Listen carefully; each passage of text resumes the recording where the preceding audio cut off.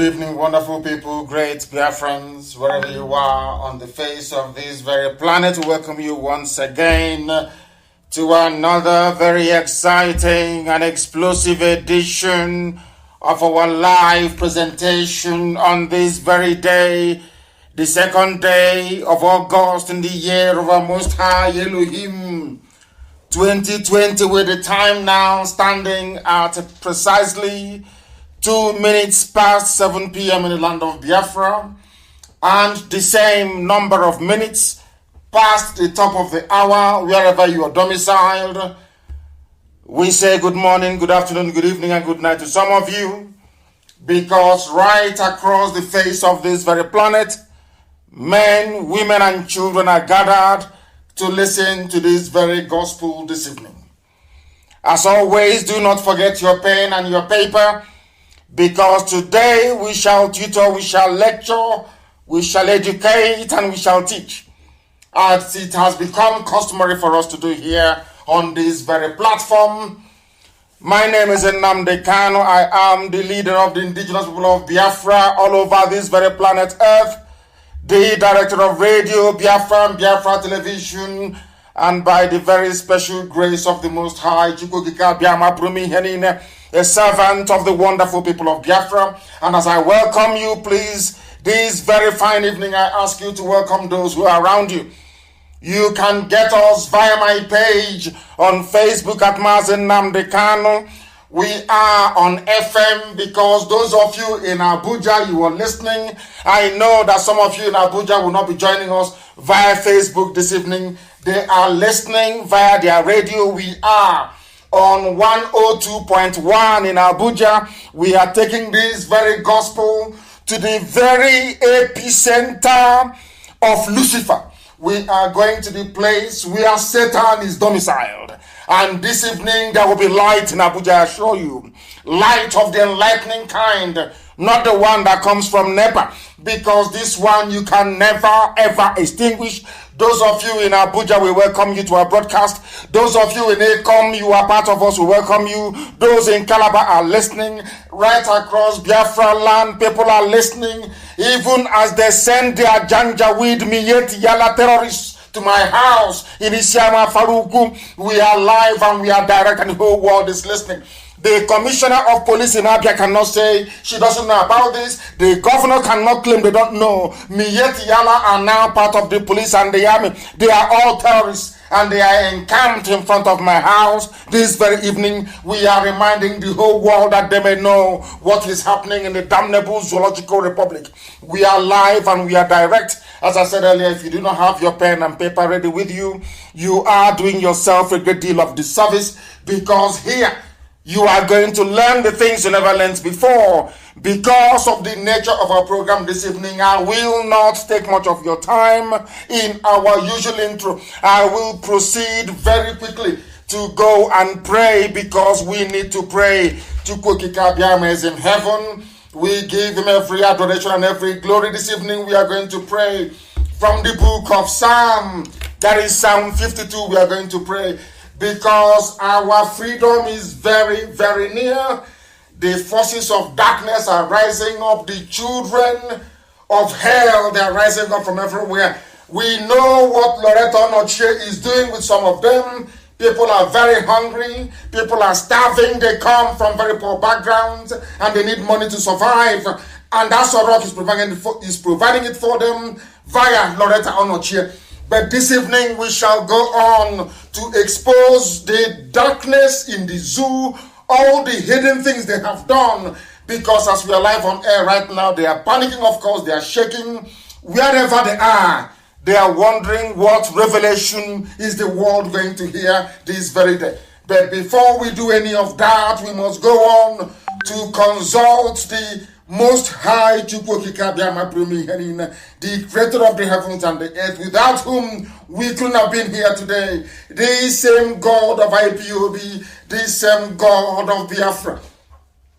Please bow down your heads and let us pray. It was the prayer of David. The prayer of David when he went to the home of the Edomite. to where Saul had gone to. And David prayed to Elohim, and tonight we pray the same prayer. Why do you boast of evil, you mighty man? Why do you boast all day long, you who are a disgrace in the sight of God in heaven? We are talking about the Janjaweed, those who are converting terrorists to soldiers, those who are killing soldiers, and terrorists are now assuming their position and their place. We are talking about these boastful people, those who are in Asorok, the remnants of those who are alive, those who wear masks to deceive, those who lie to deceive over 200 million people. Your tongues plot destruction. It is like a sharpened razor, you who practice deceit in the zoological republic. All you saboteurs and traitors, you love evil rather than good, falsehood rather than speaking the truth. You love every harmful word, oh you deceitful tongue emanating from the zoological republic. For surely God will bring all of you down to everlasting ruin. The same way that Buhari fell, Abba Kyari fell, Issa Funtua fell, so shall all of you fall. Because Elohim will snatch you off from your tent and will tear you apart. He will uproot you from the land of the living and destroy you, all of you, Mama Daura and the rest of them. Those who are encamped at my house this very evening, destruction shall be your portion. For the righteous will see and will fear. This IPOB they will see and they will fear. For we will laugh at them. We will laugh at them. For we shall say, here are the men that did not use Chukwokika Biama as their stronghold because they trusted in their money. They trusted in the money they have been looting and stealing from the poor. They grew strong in their destructive ways and in their destructive powers. They grew strong by replacing an army with a band of terrorists. They grew strong in their arrogance, but in the end they fell. But we are like an olive tree, flourishing in the house of God, this IPOB. No matter what they bring against us, we flourish right across the face of this very planet. For our trust is not in any man. Our trust is in God Almighty in heaven. Our trust is in Elohim Adonai El Shaddai. Our trust is in this unfailing love that Chukwokika Biama has for us forever and ever. For we shall praise thee, O Heavenly Father. Forever we shall adore your holy name, for all our hope rests in thee. For Biafra has come in our time. All we are doing is marching around the walls of Jericho. Every agent of darkness and of iniquity shall perish and shall fall. But we shall praise the name of the living God in the land of the living, before the congregation and the multitude of the saints, for the glory of Elohim is upon those that call upon his name in truth and every honesty, as it is upon IPOB, as it is upon this very noble family. Let the name of Elohim be praised, adored, worshipped and praised now and forevermore, we pray. He said,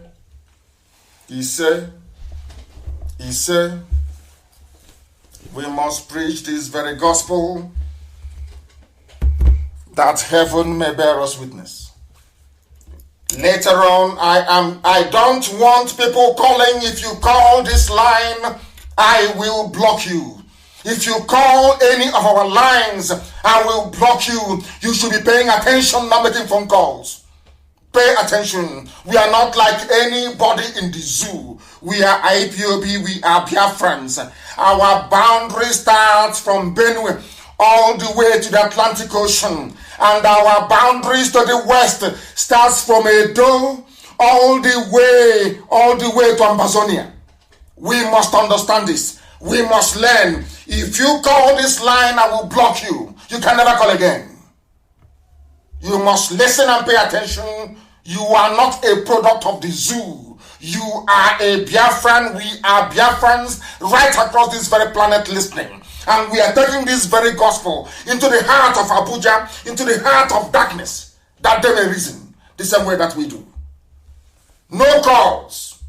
If I have to speak to you, I will be the one to call you. If you call this line, you will be blocked. Get your pen and paper ready, bring it out, and prepare to learn. Prepare to learn, for there are many things that are hidden which we are going to reveal tonight.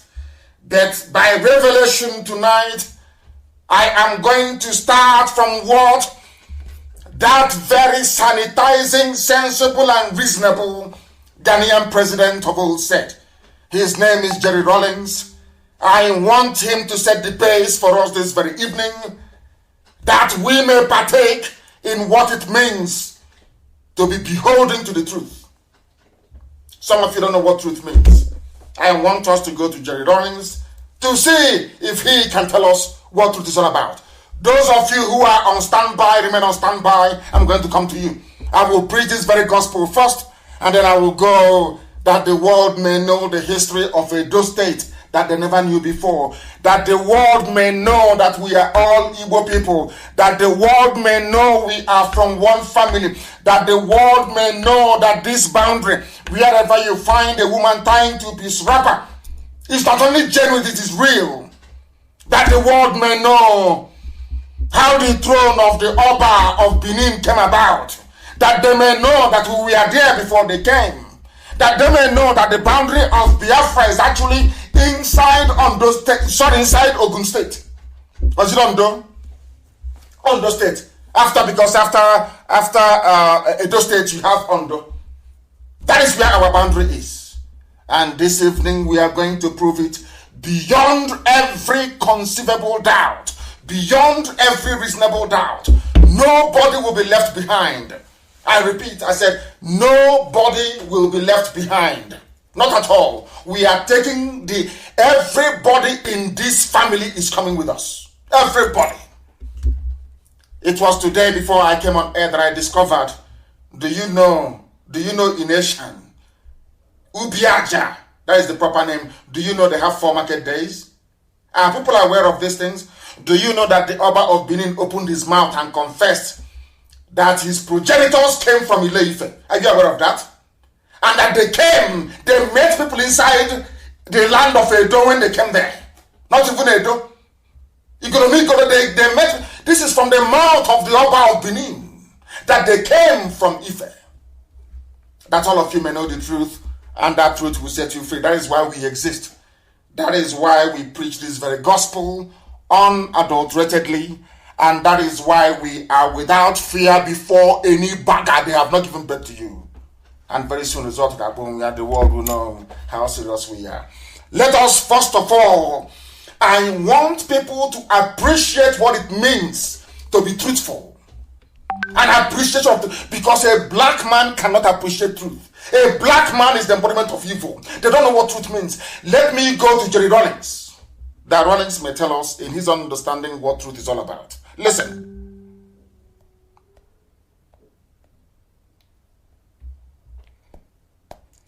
The chemical interrogation test. Listen. I would dare you to go and line up some of your finest policemen, some of your finest heads, some of your finest, what you call it, judges.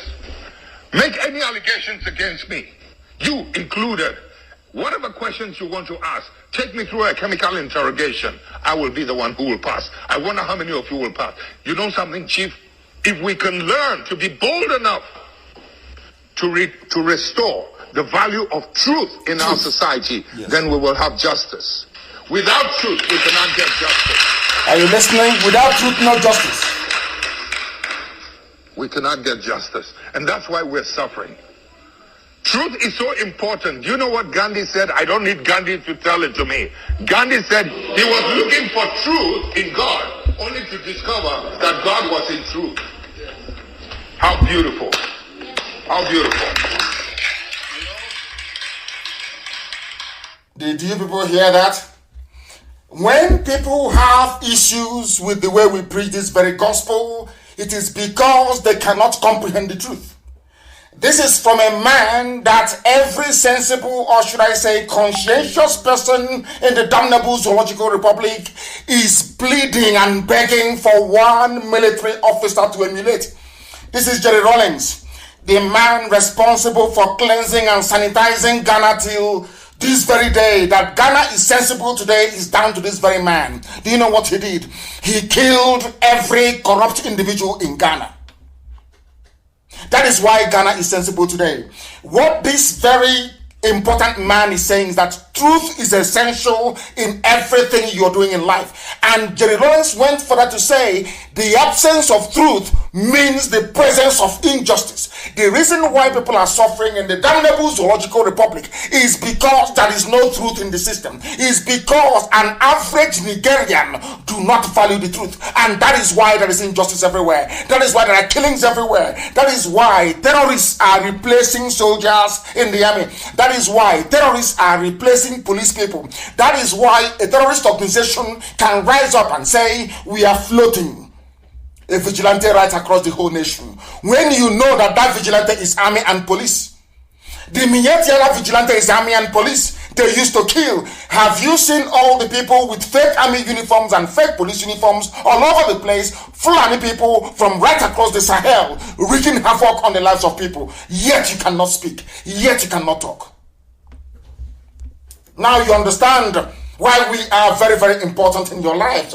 Why even as of today, people of Nasarawa are beginning to recognize that we are fighting for the liberation of everybody. We want Biafra, yes, but we want others to be free as well. We want everybody to be free. You cannot be free when you are living in lies. You cannot be free when deception is part of your daily existence. You cannot be free when you abhor the truth. Only truth can set you free. Even Rawlings knows. Him of all people ought to know. And when you claim you believe in God, the only thing that you can see in God is truthfulness. Nothing more, nothing less. Only truthfulness. If you cannot find truth in God, it means you're not a human being. It means you are not a truthful person. And once it is recognized that you're not a truthful person, you are not deserving of justice. That is why the zoo, Nigeria, they don't deserve justice. Nigerians don't deserve justice. That is why there is impunity. That is why there's so much stealing and corruption. And that is why there is retrogression and backwardness. That is why nothing seems to be working. That is why people are suffering, and that is why they are dying. Because they abhor the truth.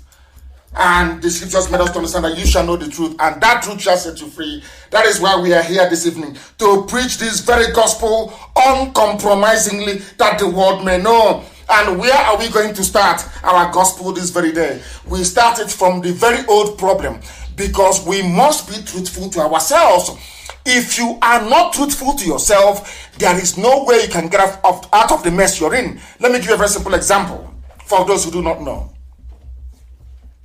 When you're sick, you have appendicitis threatening to rupture in your stomach, and you go to the doctor and you say to the doctor, oh no, I have toothache. And the doctors will be spending their time battling with toothache, whereas the problem you're suffering from is in your stomach. As you're busy lying, the appendix ruptures, contaminates your entire alimentary canal, and if you are unlucky, you will die from it. The reason why you are dying is because you lied. You failed to disclose that the problem you were having was appendicitis. The same thing is applicable to all the animals in the zoo called Nigeria. They lie to themselves. Your average Nigerian is a natural born liar. A natural born liar. They were born to lie. That is why everybody's suffering. And that is why nobody wants to confront the truth. Nobody wants to stand up and say, what is happening is evil. What is happening is not good. Let us try and change it. Never. Because they are lying to themselves. They are lying to themselves. They can be in the same country with the Fulani. They are lying to themselves that you can be in the same country with people who come out openly to extol the virtues of terrorism and lawlessness. All of you know this. But you are cowardly. You close your mouths, you cannot speak. They give you money, you take it, you pocket it, and tomorrow you want things to be better for you. It cannot be. Somebody called Douglas Anele has been writing brilliantly. I think this is the third installment of what he's been writing. Was the amalgamation of the North and the South a mistake? A very simple question. When Lugard came and decided to join us from the south with those of them from the north. Was that a good thing? Let me tell you one good thing that will shock everybody. Do you know that had the amalgamation taken place without the inclusion of Fulani in it, things would have been better in the zoo, Nigeria? Are you aware of that? The only reason why there is suffering and pain is because of the Fulani Janjaweed included in the zoo. And I have said this repeatedly. I want somebody anywhere in the world tonight to tell me any country, any territory, any town, any village that a Fulani is in charge and they're doing very well. Give me an example, because there is none. Absolutely none. Now, the man said that the failure of Azikiwe and Awolowo to unite against Sir Robertson's northernization agenda. Sir Robertson is a British man. But when they came and they found that the Fulanis were willing tools, they converted them to their agents. They became their house niggers to now go and do their evil deeds for them. The question this author is asking is, why was it impossible for Azikiwe and Awolowo to agree? And the failure of Azikiwe and Awolowo to agree is why we are in the mess we are in today. Do you know that had Azikiwe and Awolowo said no to 1914 amalgamation, that would have been the end of it? But they disagreed, and because of that, the zoo came into being. Do you know what this very author said? He said that the agenda of the British modernization agenda is regrettable because it not only allowed Britain to get away with odious political shenanigans that unjustly favored the North, it also laid the foundation for the subsequent entrenchment of Fulani mediocrity colonization, which over the years has crippled the zoo. That colonization is now happening in your backyard. But maybe you live in Lagos, you live in Abuja, you live in Toronto, you live in New York. You are not aware of what is happening in your village. Maybe you live in any other part of the world. Maybe you live in Malaysia, you live in Japan. You are ignorant of what the Fulanis are doing. As at this very night before I came on air, it was confirmed that the vigilante, the Miyet Yala was talking about, are ISIS, Boko Haram, and Saru, converted members who are in the army and in the police. In other words, as I'm speaking to you right now, we are under virtual occupation. As I'm talking to you right now, our land is gone. Everybody, I said everybody, including those of you in the middle belt, those of you in the upper belt, in the lower belt, anywhere belt you are occupying, all of you in Oduduwa land, in Yoruba land, you are gone. Your land have been taken. Go to your bushes, go to your forest, and you see what is going on. As they are busy entertaining us with their corruption, busy entertaining us with one mask after the other, as they are busy waving at the cameraman to cut the interview with the impostor in Asarok, what they are doing is embedding their people in our land. I came off a meeting this very evening and I told them that the same mistakes the Hausa people made that enabled the Fulani to overrun them, sadly enough, is the mistake that every ethnic group in the zoo called Nigeria is making today. The same mistakes. And the funniest thing is that if you don't learn from history, history will consume you. History will consume you.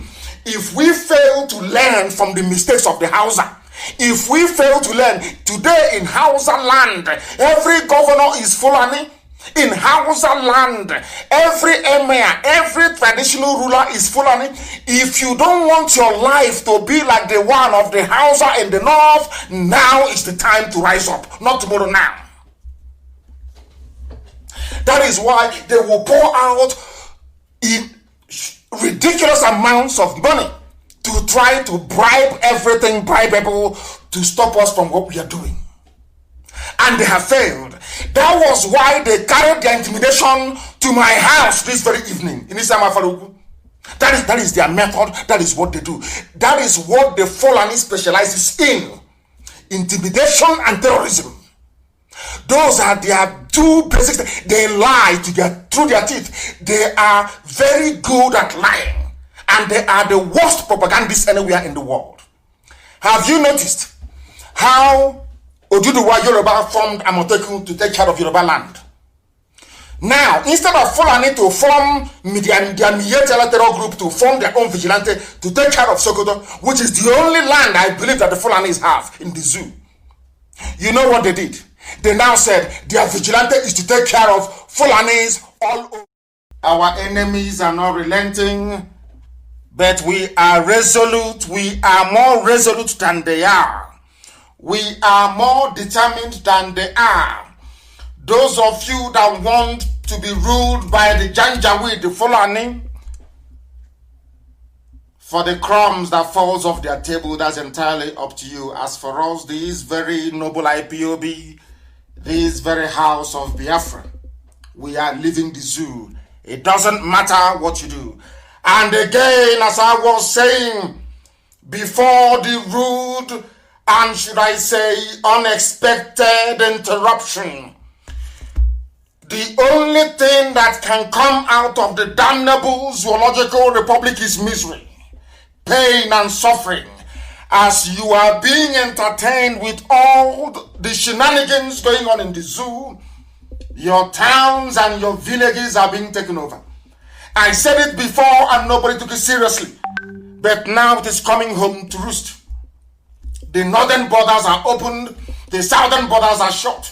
They are streaming in terrorists, and with their wares are coming in from right across the Sahel. They told you January 2020 they will open their borders in the north. It will be visa-free, not even visa-free, document-free entry. And what are they doing? They are coming in, they are in the police, they are in the army. The terrorists are in the army, the terrorists are in the police. What is happening today? Mayhem, chaos, lawlessness, looting and criminality of the type never seen anywhere else in the world. I have been writing persistently, I have been tweeting persistently to ask the British government that created that monstrosity, the zoo. Are you people blind? You cannot see what is going on? Can you not see the level of lawlessness in the zoo? That is the reason why the amalgamation of 1914 was a mistake. The amalgamation of 1914 is a direct consequence of the intervention of the forces of darkness over the fate of the children of light, and that is Biafra. If you want your lives, let me tell you something that you don't know. The Fulanis have no homeland anywhere in the world. They see the zoo as their homeland. Do you know why they see the zoo, Nigeria, as their homeland? Because they have summed up our behavior. They understand that with a little bit of money, once you give the politicians and their elders money, they sell you down the drain. The same thing we did during slavery. The Fulanis now know that with money, they can buy up everybody. And that's exactly what they're doing. And that is why your village, I'm sorry for some of you, by this time next year, unless you support IPOB and what we are doing, your villages will no longer exist. I'm telling you the truth. They will be taken over by the Janjaweed. And let's see then what you're going to do. And meanwhile, it is about peaceful, them and their lives, peaceful coexistence. Let's coexist peacefully. Meanwhile, terrorists are in the army. Peaceful coexistence. Meanwhile, patriotic soldiers are being killed by terrorists. Let us live peaceful cohabitation. And they are taking your land. Peaceful cohabitation. Your mothers cannot go to the farm anymore. Peaceful cohabitation. Checkpoints everywhere killing people. Peaceful cohabitation. And your lives are being drained away. Those are their lies. People, sometimes you cut off your nose to spite your face. Because perhaps some of the idiots before, my happiness is that a majority of our people understand what we are doing and they are in support of, I said 99.9% of our people.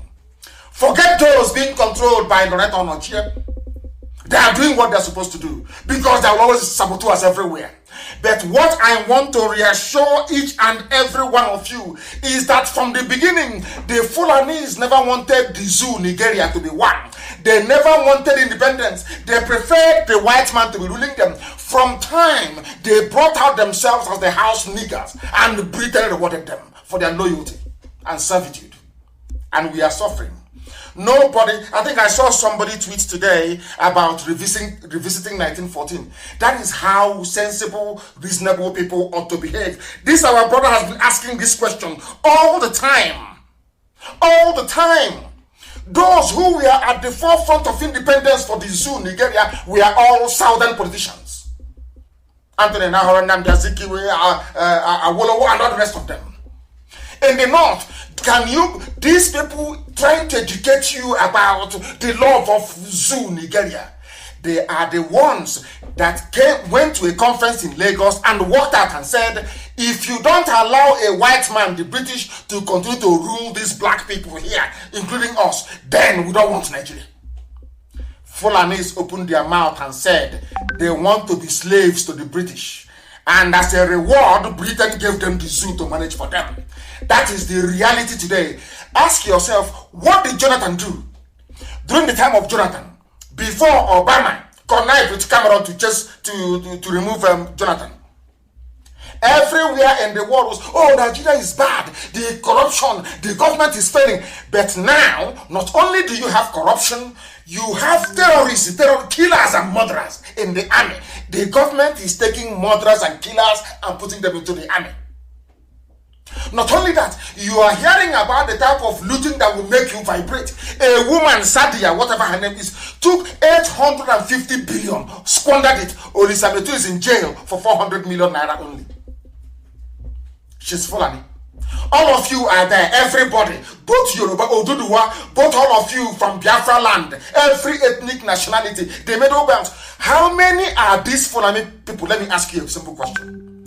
All these Fulanis, they make sure you don't have electricity. Some of you don't know that the lack of electricity is a deliberate government policy to impoverish everybody. So you don't know that? They used what I call the maxim of the Soviet era Communist Party. You see chicken. I want to tell you how a black person behaves. You see chicken, ordinary chicken, okoko, chicken. Go and bring a chicken tomorrow morning. Suffer that chicken very well. Start to pluck all the feathers. Pluck all the feathers from the chicken. You see the chicken will be crying as you're plucking all the feathers away from it. After plucking all the feathers, starve that chicken for a day. Believe you me, on the third day, put corn in your hand or rice. That chicken will come to you. That chicken will forget what you did to it. It will forget all the pain and all the torture. The only thing that matters to the chicken is that piece of rice you have in the palm of your hand. That is the way that black people behave.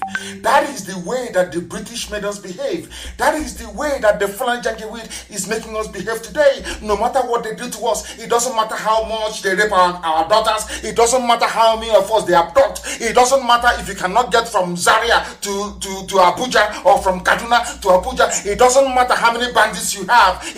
Nothing shocks us anymore. No amount of bad news is even going to move us anymore. As long as we are hungry and we are crying and we are asking, let us feed the stomach. I said this thing before about black people. When we started this very movement, I said to the whole world that the problem you have in Africa is that a black man can never put away the need of the stomach in order to pursue the liberation of his soul. He will always put the stomach first. And that is the mess we're suffering today.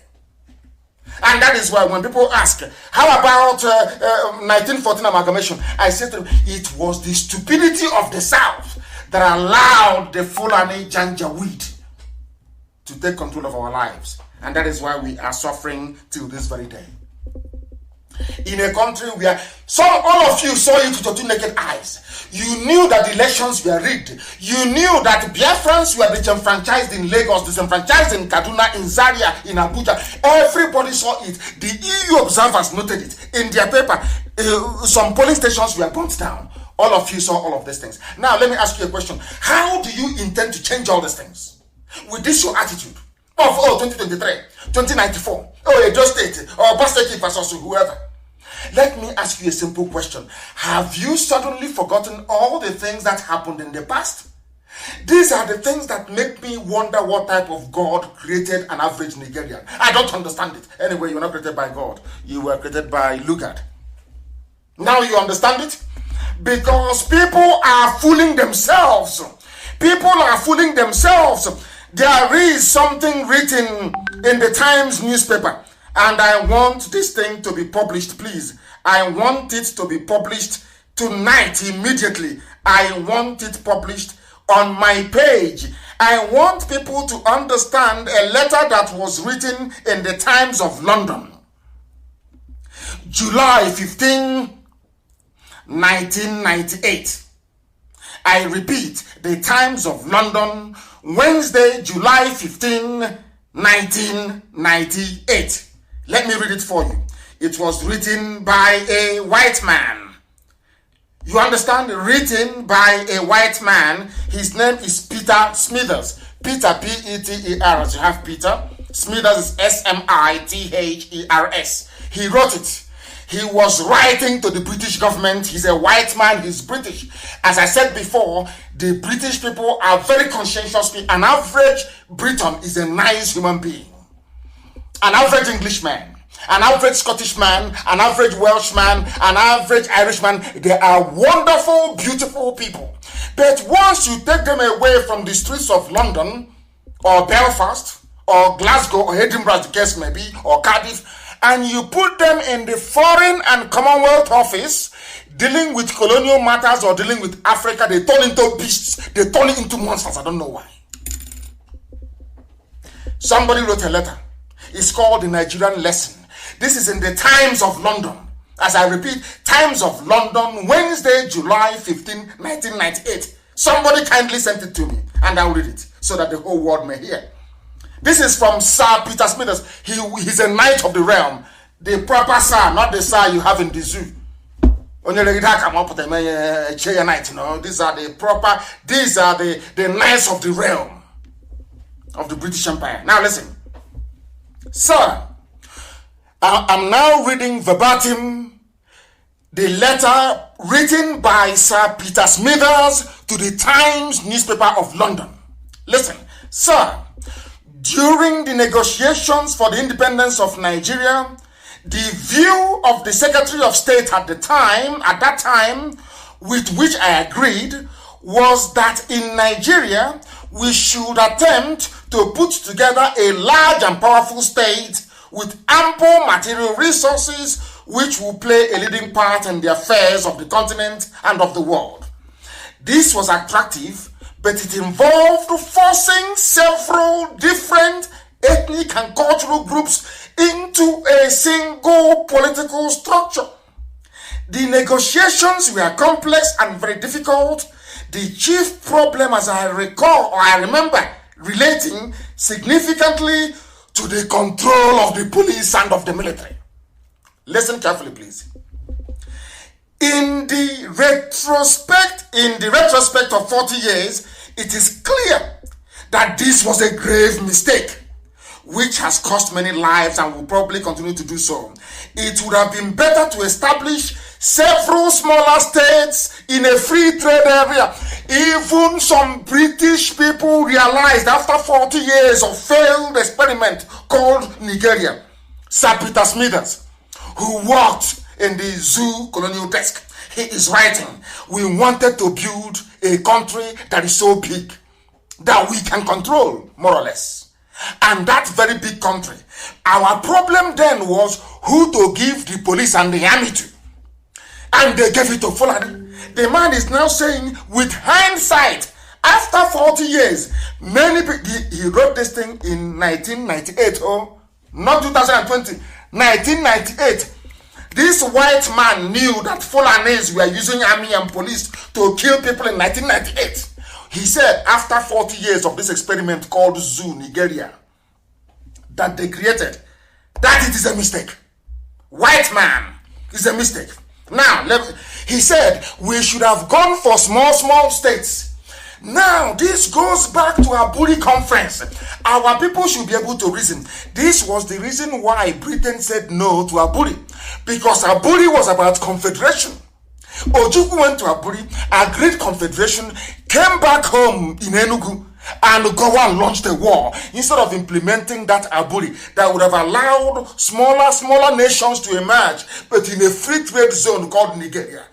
Gowon said no because British told him to say no. Because Britain wanted a large country that has influence in Africa that they can control. But to achieve that control, they needed to place the military and the police in the hands of the Janjaweed, Fulani, Miyetiala. And that was what they did. And that is why we are suffering till today. This man said people are dying. Let me continue. In exculpation, it must be said that we did not then have the examples of the collapse of Yugoslavia and of Soviet Union before our eyes. In other words, the man is saying that Nigeria, the zoo you have, Nigeria to some of you, is the same thing as Yugoslavia, the same thing as Soviet Union. And it is bound to collapse. That is what this man is lamenting in 1998. He is saying, we did not have the benefit of the collapse of Soviet Union or Yugoslavia to tell us what to do in the case of the animals in the zoo, Nigeria. Are you listening? This is from a British man, a high-ranking officer. He is a sir, he's a knight of the realm, Sir Peter Smithers. I will continue. It should now be clear for all, but the willfully blind. This is how intelligent this man is saying. It is clear to everybody, to both cockroach and rat, okay, Mochicha, everybody knows it is clear, unless you're living in denial, unless you are a denier of the truth, unless you are foolish. This is from a white man, please, not me. Unless you are willfully blind to see that it is extremely dangerous to force diverse racial and social entities into a single rigid political structure such as that which is being built upon the foundation of the Maastricht Treaty. This man was saying the reason why Britain left the EU, the reason why Britain opposed, some of you don't know what is Maastricht Treaty, but I will tell you some other day. It was the Treaty of European Union that Britain refused to sign. This man is saying the same mistakes of the past we are about to repeat. What is that mistake? To willfully join together. He said it is extremely dangerous. A white man is saying is that Nigeria as it exists today, Nigeria, is extremely dangerous because you are forcing diverse racial and social entities into a single rigid political structure that is unsustainable. Now, recent history, according to this man, Peter Smithers, sir, of course, he's a knight of the realm. Recent history suggests that it would be best to complete the development of the common market and to call a halt to political integration in Europe. These are the people of Brexit.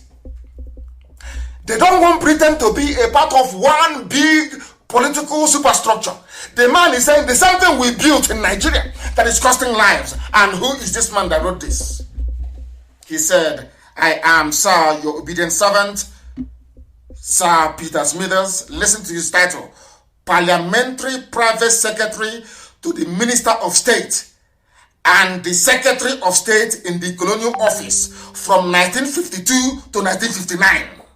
And he lives in Vico Makote in Switzerland. Are you listening? These are people that knew that putting a country together, people of diverse social backgrounds. In Igbo land, am I the same thing with a Fulani man? The answer is no. I am related to Efik, to Ibibu. I'm related to Asian, as they call it, to Piaja. I am related to Igonomiko, the people who are there. I have relationship with Urobo. I know I can relate to Isoko culture. I can relate to Ishekiri culture. But can I relate to Fulani culture? The answer is no. Maybe even to an extent, I can relate to Yoruba culture, Yoruba culture, to an extent. But do you think I can ever relate to Fulani culture? Of course the answer is no. Because Fulani runs a feudal system, a rank-added system, where one big man stays at the top and gives you tea in the morning and asks you to go and stone somebody and you can't do it. That's what they do. Do you see the difference between an egalitarian society and one that is so structured that order will come from the emir or from the Sadiki or whoever? We are not like that. That is not democracy. And that value system was what the Fulanis brought to Asorok. These are the things that your so-called social scientists and your political analysts don't understand. What is playing out in Aso Rock today is the same janjaweed feudal system, where one person stays at the top and just keeps distributing money that they did not work for. Money that they didn't earn. That is what is happening in the zoo. That same thing was what they brought to the center in Aso Rock, and some of you are too blind to see it. When we tell you that the zoo, Nigeria, is unworkable, try to understand there is no nation on this earth where you have divergent values, divergent cultures and traditions welded together into a nation is a lie. People might say to you, oh, how about USA? Everybody is there. Yes, but if you're coming into USA, you are swearing an oath of allegiance to the Constitution. That Constitution is an Anglo-Saxon Constitution. It is a reformist Constitution, not even Catholic. Not Catholic, it's Pentecostal. The Constitution of America is Episcopal. It is not Catholic. It is not. That was why they were saying that Kennedy was the first and the only Roman Catholic president in the USA, in US history. Are you aware of that? John Fitzgerald Patrick Kennedy is the only Roman Catholic, in fact, people were speculating that he was killed because of his Roman Catholicism. Because the US Constitution is more Lutheran, reformist. Those of you who are aware of Protestantism and the Reform movement away from Rome, that was how they built it. So for you to be an American citizen, you must swear an oath of allegiance to this very beautiful document called the Constitution of the USA, where you now believe in the rights of women, in equality between everybody who is, in fact, between men and women, so to speak. Where, whether you like it or not, you have to agree that man can marry man, woman can marry woman. It's freedom. Are you aware of what I'm saying? Now, once you swear an allegiance, you abandon or you jettison whoever you were before, you become an American. Do such things happen in the zoo? No, they'll tell you about state of origin. You're not an indigen. Our way of life is our turn. Do you hear people say in America is our turn? It's the turn of Texas this year. Oh, it's the turn of Massachusetts. Oh no, it is the turn of Washington. Oh, it's the turn of California. Or it's the turn of Iowa. Do you hear such rubbish? Because everybody is welded together under this very beautiful document called the Constitution of the United States of America. That is one thing people don't understand. When they tell you, oh, can't you see America is diverse? They don't go into detail to tell you that there is one mechanism that unites them. And that is the Constitution. And that Constitution was drawn. In other words, for you to become an American citizen, basically you're saying, I want to be an Anglo-Saxon. Because those who that founded America, the Pilgrims, they traveled from England. They are English people from Southampton on a ship called Mary Rose. They traveled, that was why they called it New England. Where they landed in Rhode Island, they called it New England. That's where they came from. Before the Dutch, the Germans started flooding in. And you know when they got to America, they said, we are going to build a society where every man is equal, because in the England they are coming from, the king is saying that he was appointed by God. He can do whatever he likes. They said, no, we are going to build a modern society based on the values of the Greco-Romans, which is Republic, which is Biafra. Do you see why we cannot be in the same country with those who aspire to enslave and to conquer us? That is for a British man. Now, let me ask this very simple question. This is one thing I say about the brain of a black man. I don't understand it, how it was. If after 300 years of the union between Scotland and England, Scotland can hold a referendum, till tomorrow morning Scotland is saying they want to hold a referendum. If Scotland of only 5 million people can say they want to go, the size of population of Imo State, If they can say they want to go and Britain will say, oh, no problem, or England will say, no problem, have a referendum, if people agree, you can go. Why can't the same thing be extended to us? Now that is what I call proper British racism. Oh, you are giving or considering referendum to Scotland because they are white people. You are saying no to Biafra because they are black. I need people to understand this. And it is quite bizarre that till today, anything Britain says, it's what goes. Now, I want to ask people, if that is the case, if anything that Britain says goes in the zoo, Nigeria, tell me where your freedom lies then. Where is that freedom you claim you have? To have your own passport, to have your own flag, and all the rubbish that comes with it. A very simple question which zoo people can never ever answer. Scotland has the right to be free, but not Biafra of over 70 million people. Tell me what type of race you're doing. Black Lives Matter. Tell me what other form of racism is worse than that one. So, whites can be free in Europe. They can be free. Scotland can have devolved parliament. But in Britain, no, we need Nigeria to be one. Always one. Why? Because you're God. Because you're white, you're British, you're God. You decide what happens. You decide who lives and who dies. You're playing God. Ordinary, and I won't say ordinary, Scotland is very great, of course. Scottish, only 5 million people, they can be free if they want to be. Biafrans, 70 million. You cannot be free. And people fail to see these things. Our people fail to understand the implications of all these things. That is what disturbs me. That is what leads me all the time to question the quality of education that some of your PhD holders even have. I question it. The right to freedom of association, which is what we are doing in IPOB, is fundamental. When you take away a people's right to choose freely, you force them into violence. I want to make this very clear tonight.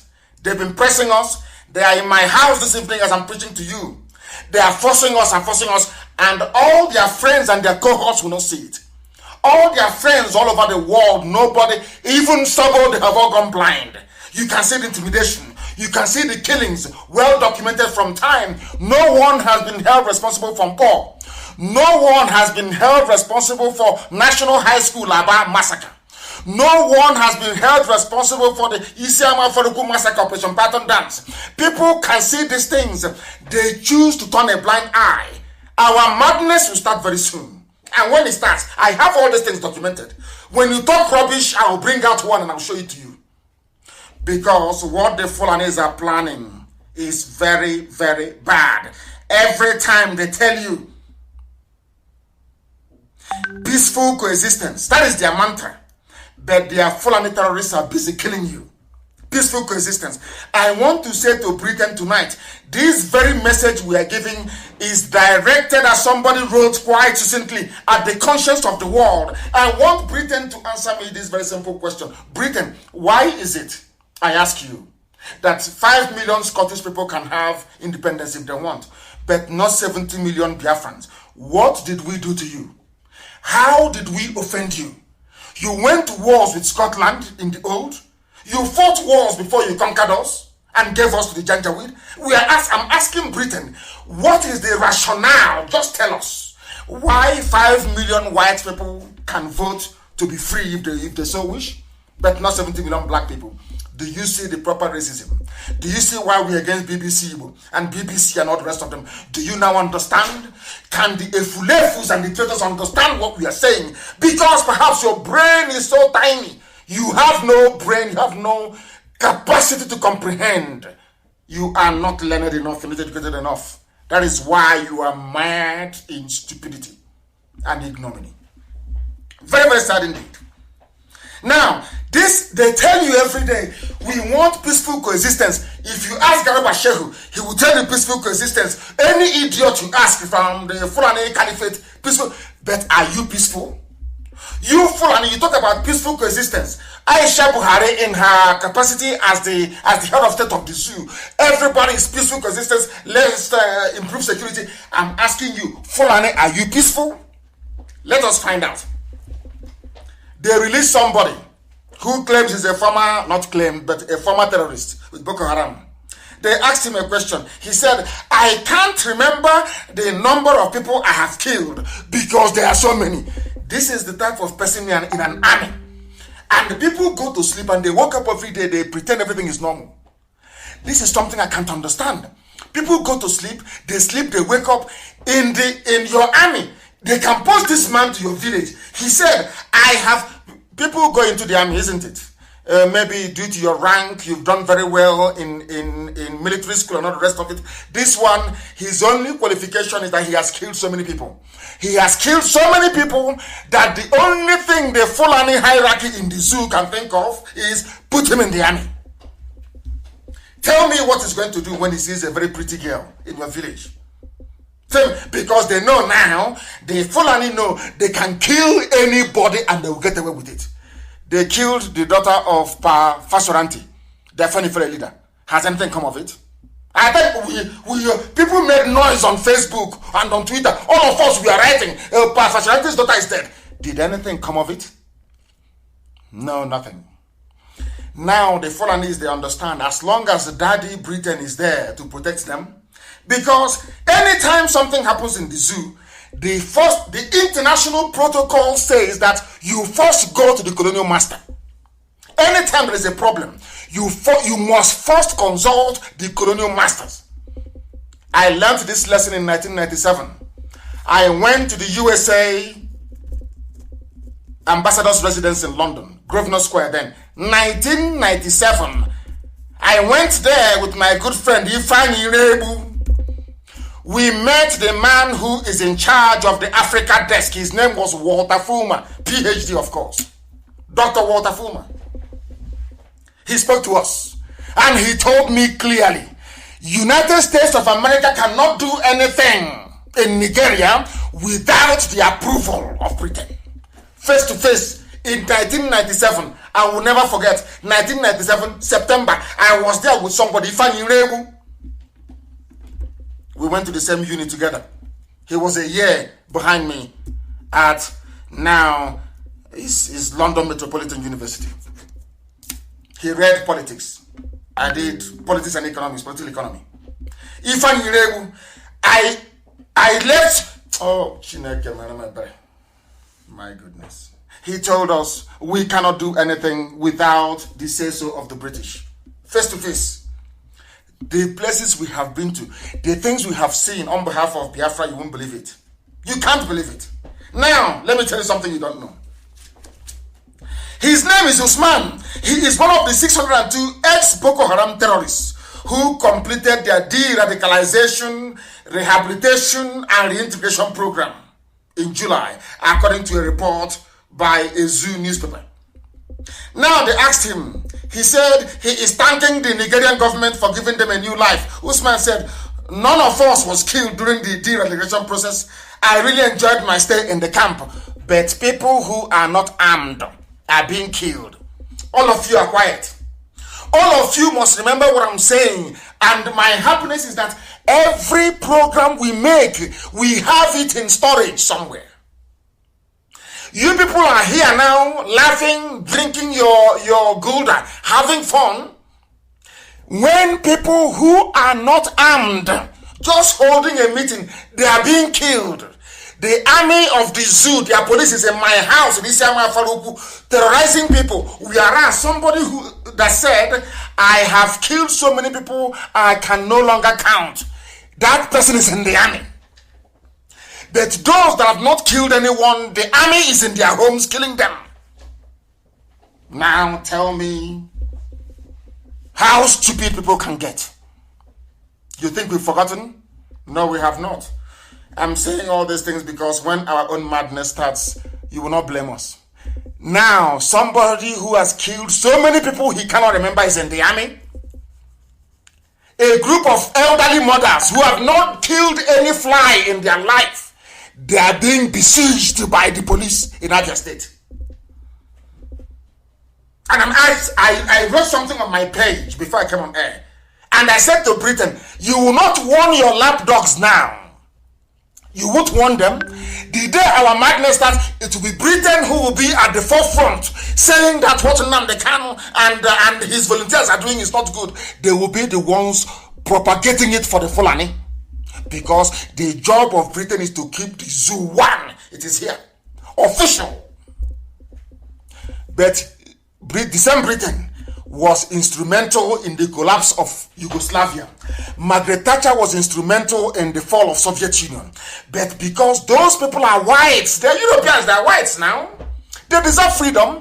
You people in Africa, according to British government official policy, you are niggers, you are nothing, you are animals, you don't deserve to be free. That's why we're in bondage. Do you think that Britain cannot call up the Janjaweed and tell them? Do you think that they cannot call up the Janjaweed and tell them? They can't tell them to go back to Aburi.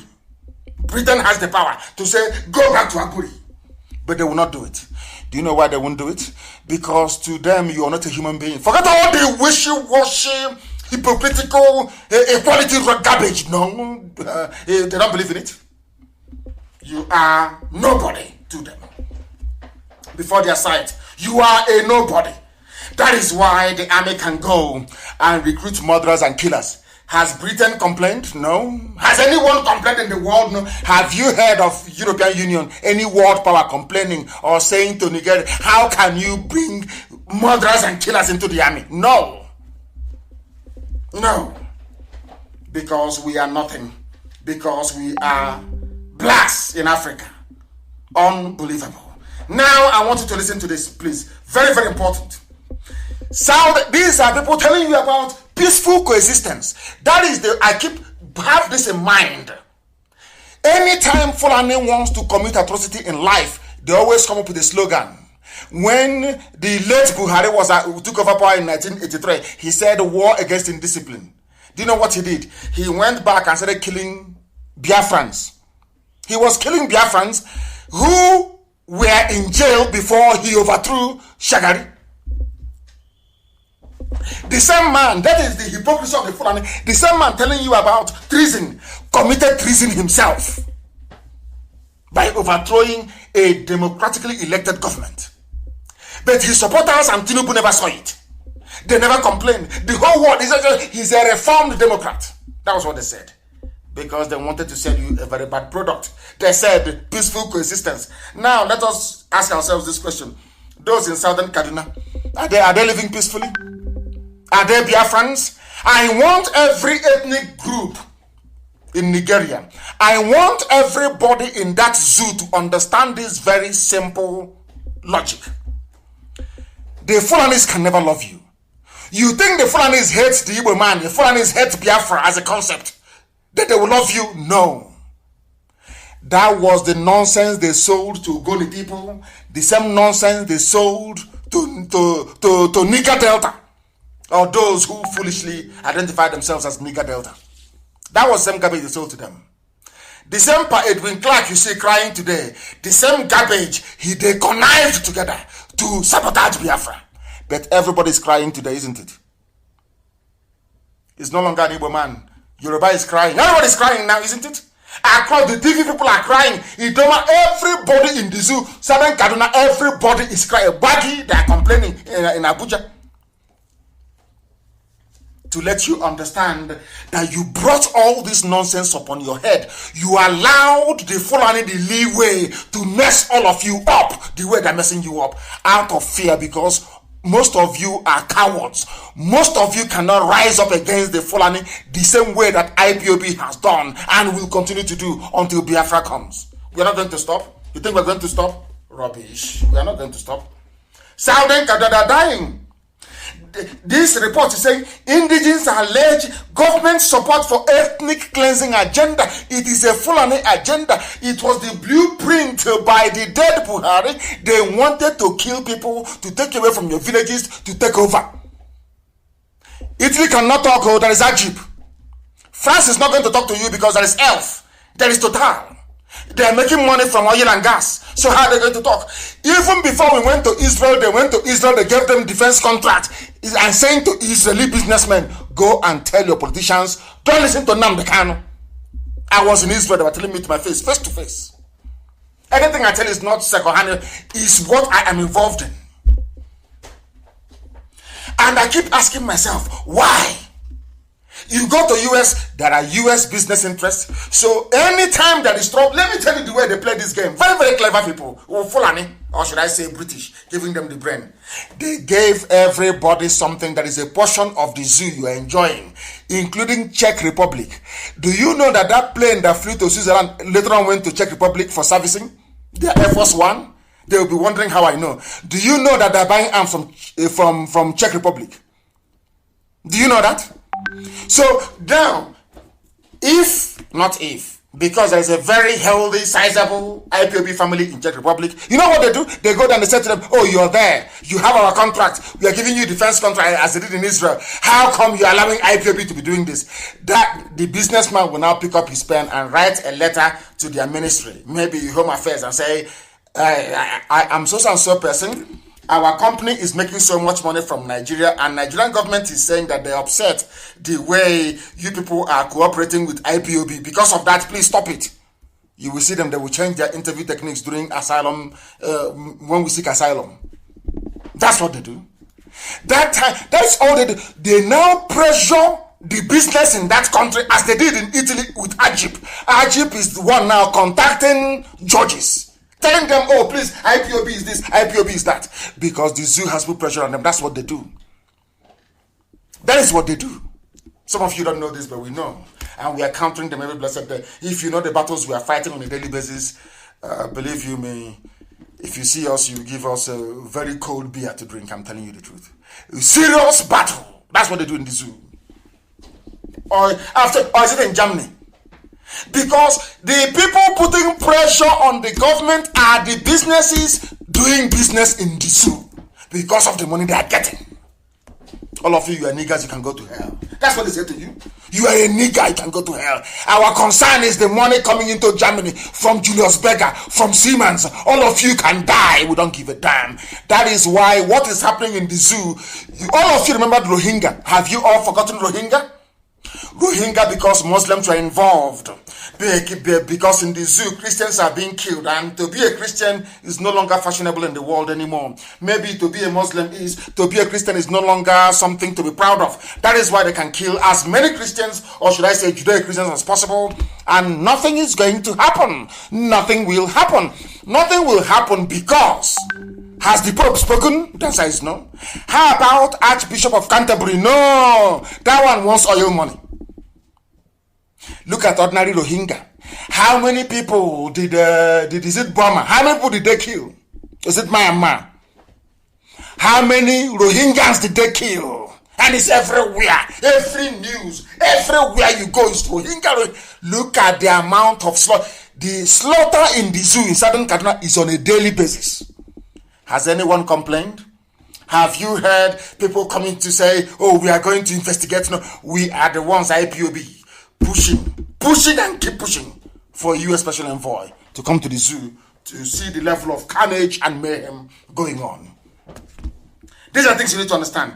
Now, Miet Yala are the ones responding. They are saying that ethnic cleansing and genocide is not true. Now, Miet Yala, the fourth most deadly terrorist group in the world, they are now the government of the zoo.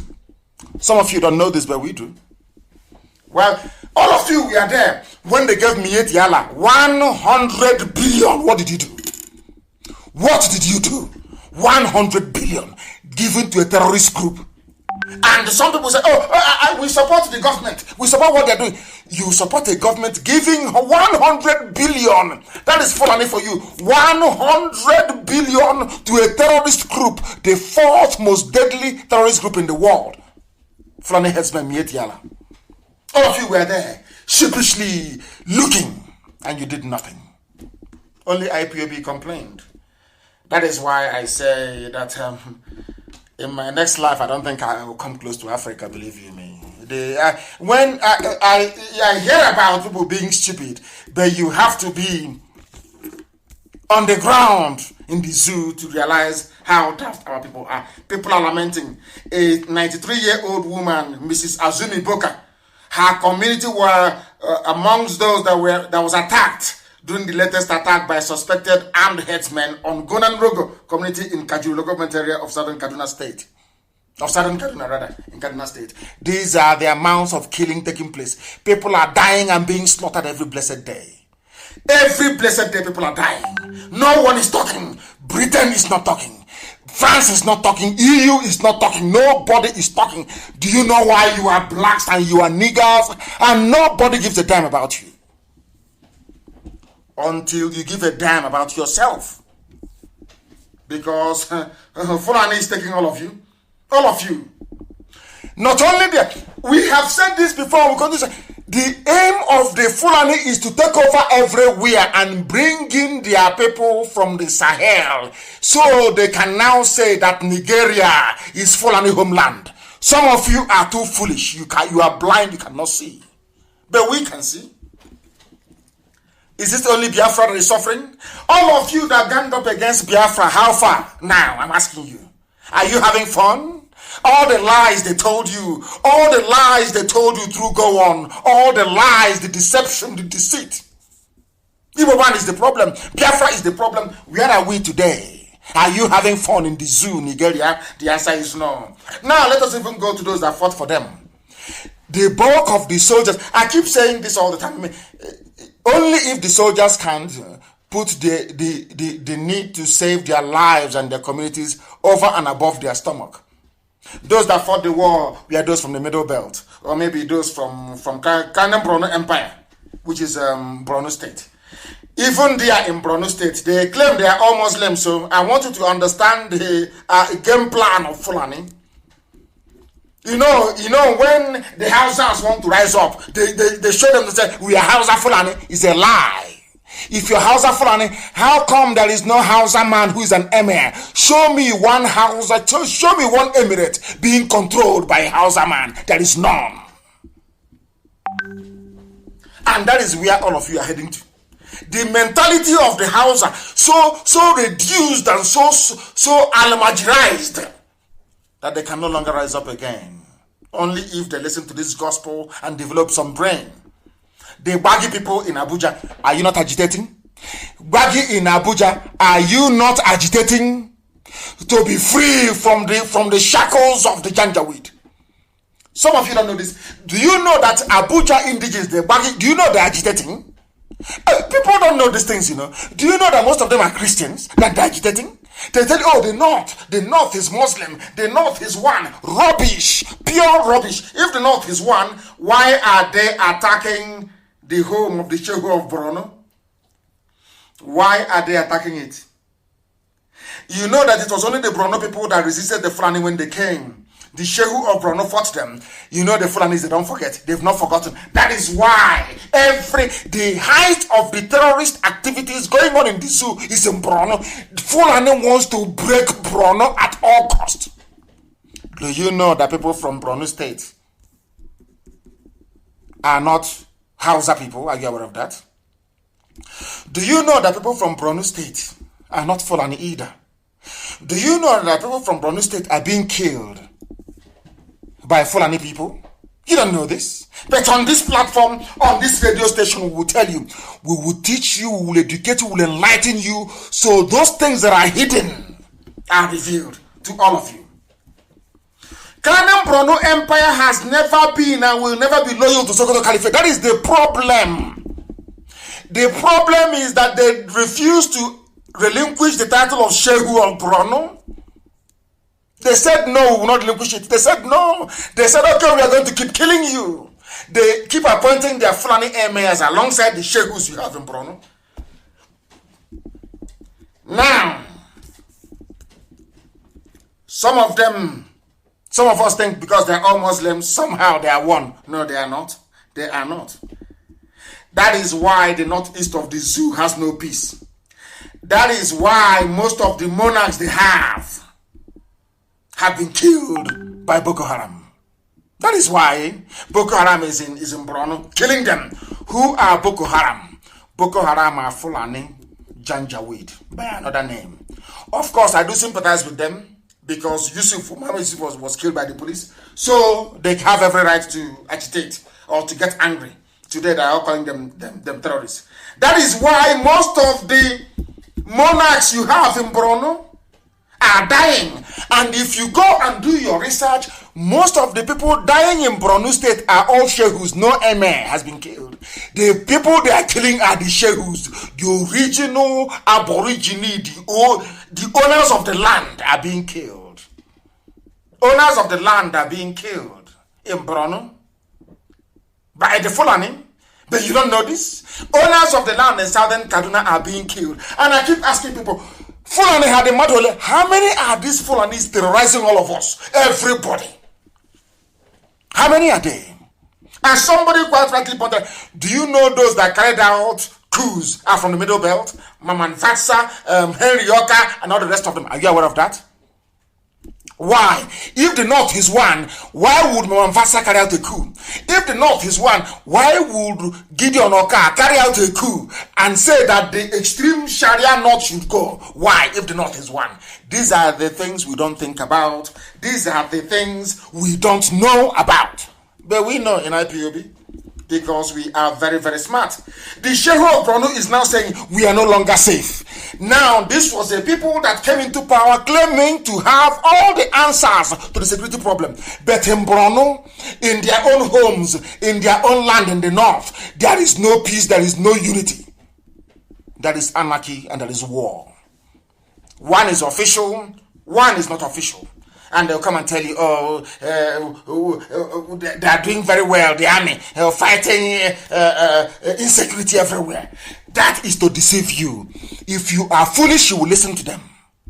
But I'm sure in Abuja tonight there is fire. They know that the truth has come into Abuja. They can no longer hide it. They can't. I'm asking everybody. I am asking everybody, by which I mean Biafrans, every Biafran, regardless of your clan, so to speak. Oduduwa is there. Middle Belt is there. The people of Kranem Borno in Borno State, you're suffering, you're dying. Hausa people who are in Kaduna, you people are dying, you're being slaughtered every blessed day. I'm asking all of you, if all of us were to get together, do you think the Fulani can defeat us? The Fulani, there are only 3 million of them. Only 3 million. Making our lives a misery. And we let them. Because of our longer throat, we let them. Are you telling me that all of us rising up at the same time, Fulani will do anything? Or Britain will do anything? The answer is no. But they will go to the traitors in all of you. They will go to the saboteurs in all of you. Give them some money. They start to make noise. And the idiots will begin to fall by the wayside. Because you're not strong. You are black. You're from Africa. You're not mentally resilient. You're not strong enough to resist, as we have been doing. Why do you think we are formidable? Why do you think that IPOB is strong all over the world? Because we are on... You cannot bribe us. You cannot buy us. No, of course they know that. That is why they are angry with us. That is why they will go to my house and try and surround it thinking that intimidation works. They know it doesn't work with me and can never ever work. And very soon they will get their comeuppance. They know that very well, that we cannot retreat nor surrender. It doesn't matter how many entities they buy up. It doesn't matter how much they give to Facebook. It doesn't matter how much they give to YouTube. It doesn't matter how much they pay Google. It doesn't matter how many media houses they buy over. It doesn't matter how many consultants they have all over the world. We are unstoppable. This IPOB must march. We are unstoppable. The man cried out, Shehu of Borno, Wallahi, we are not safe. Shehu of Borno cries out. His eminence, Shehu of Borno and Hajabaka, Ibn Umar Garbai El Kanemi, on Friday decried the Borno State is no longer, he said the Borno State is no longer safe following an attack on the convoy of the governor, Babagana Zulum. In another part of the zoo, these are the people that came into power. Say, oh, Jonathan is weak. Jonathan cannot do anything. Jonathan cannot fight Boko Haram. Let's give it. Upon all the money they have squandered, upon the goodwill and the love of Britain, the protection of a father over their child, because to the British, the corrupt ones in them, the Fulani is like their baby. You don't know that? When Tony Blair came, where did Tony Blair go to? Where, I ask you? Where did Tony Blair go to? Where? All of you, the same thing they did to the Middle Belt. You know, what the Fulanis do very cleverly is that they take you off one after the other. If they see you are the problem, They go and bribe people who are around you. They bribe people who are around your village. They bribe people who are around your ethnicity to destroy you. Once they have finished doing their job, the Fulanis will not descend on them. Ask Middlebelt now. Who fought the war? Is it not Middlebelt that fought the war? Where are they today? Are they not the ones crying? Are they not the ones complaining? The Sheikh of Brano is complaining. This is what the Fulanis do. And they will consume their own poison and they will be destroyed. Do you know why? Because they're dead to attack the children of light. They will all die one after the other. And what I said to them, by the time we are done, there will be no Fulani Emir in the north. They should write it down somewhere. The Hausa people will wake up from their stupidity. The Hausa peasants will wake up from their idiocy, from their stupor, and chase them away. You see what will happen. Then you know that we serve the living God in heaven. We are live and we are direct and the whole world is listening. They tried to interrupt us earlier, but we are here. Sokoto Caliphate wants to conquer the entire north, especially Keren Borno Empire, which is Borno State. They want to conquer them completely. That is why they keep releasing repentant Boko Haram to go and do more harm to the people of Keren Borno. That's what they want to do. That is what they're doing. They want to destroy the Kanuri tribe. The Kanuri tribe that, you know, when Britain advised them, forge this alliance with everybody. First of all, subdue, attack the Igbos, destroy them first. And that was what they did. What did they do? They went to Kansarawiwa, they went to Adakaboro, they went to all of our people. They keep deceiving them, they keep talking to them, they keep convincing them until they fell. After that, what happened to Kansarawiwa? Who killed Kansarawiwa? The same Fulani. Who killed Adakaboro? The same Fulani. Yet people don't learn from the Niger Delta. They don't learn because their brains are empty. I'm not insulting anybody. I am just telling you the truth. Now, listen very, very carefully to this. Army, what are you doing? No. According to the mask wearer, the claim is Buhari. Insecurity. Nigerians know we have done our best. You have done your best, but you are in Isiama Faruku this night with your army and police. But you're saying you don't have soldiers to go and meet terrorists in the north. We have done our best. That is a signal to Boko Haram, a signal to Minyetiala. Do anything you can. Britain have now given us the green light. We can take over the whole place. That's the meaning of this. If you go, oh, we have done our best, there is no condemnation. Nobody is condemning them.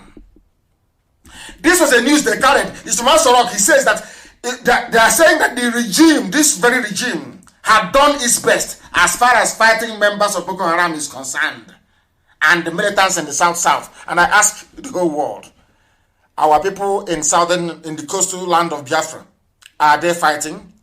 Is Avengers fighting? The answer is no. Is anyone fighting? The answer is no. But you see how clever the Fulani thing they are. They had to smuggle in South. So that when Britain is going about around the world lobbying for them, Britain will say, oh, it's not only in the north that is problem. There's also a problem in the Niger Delta area of South. Do you see? I don't know why people don't, why we black people, we don't reason. Do you see what Britain is doing? Do you see their game plan? So we have done our best in fighting Boko Haram and also in the South fighting militant. And I'm asking them, where are them? When was the last time there was militancy in the South? So-called, or should I say, in the southern part of Biafra land? None. But they will keep quiet. They keep quiet. Igbo man is your problem. You see it? They now had to smuggle in. Everybody was there when Avengers was doing something marvelous. And the governor stepped in and said, no, Avengers, no, take money. Stop. And they stopped. Since then, have you heard of Avengers again? The answer is no. Why are they including South in their nonsense of insecurity? That is to tell you how evil and dubious these people are. And it's a very big shame that our people allow them to get away with it. All of us are allowing them. Now, can you imagine Oduduwa and Biafra coming together? Is it not game over? Is it not game over? But the Muslims who are within Oduduwa will not allow that to happen. That's the way it is. but it is too late. It is bound to happen anyway. It is bound to. That thing that Azikiwe and Awo failed to do, this generation must do it. To put an end to all this rubbish that is happening in the zoo. If you are doubting us, let me now give you the confirmation of what is going to happen to all of you. Those of you who are listening in Abuja, those of you who are listening from Moscow, in Russia, all over the world, listening to this, because the whole world is listening. People are listening via app, you are on my Facebook page, people are listening via FM, others are on satellite. We know the whole world is listening. Let me tell you what is going to become of your village in 50 years' time. This is a headline from a Zoo newspaper. Tension heightens in Jos over alleged plan to install an emir. In Jos is a Christian territory. Jos. You know, that is the area that Gowon comes from. All those people that betrayed Ironsi, all those who said Igbo man is your problem, all those who were brainwashed into believing that Biafra was the problem and not the solution. But today I am glad they see Biafra as the solution, and I welcome all of them. I am not going to hold the sins of Gowon and Danjuma over the heads of innocent people. Of course not. They were deceived. What is happening in Jos today? If you recall a few years ago, what is happening in Southern Kaduna was happening in Jos. Go and Google Jos violence, religious violence. It is there. Countless reports were produced by a joint parliamentary committee in the United Kingdom on Jos. They used to do a prayer, a vigil, pray for Jos. In London, they used to do it. Do you know why they were fighting and killing you all those years? It is to install a Fulani emir, and it has happened.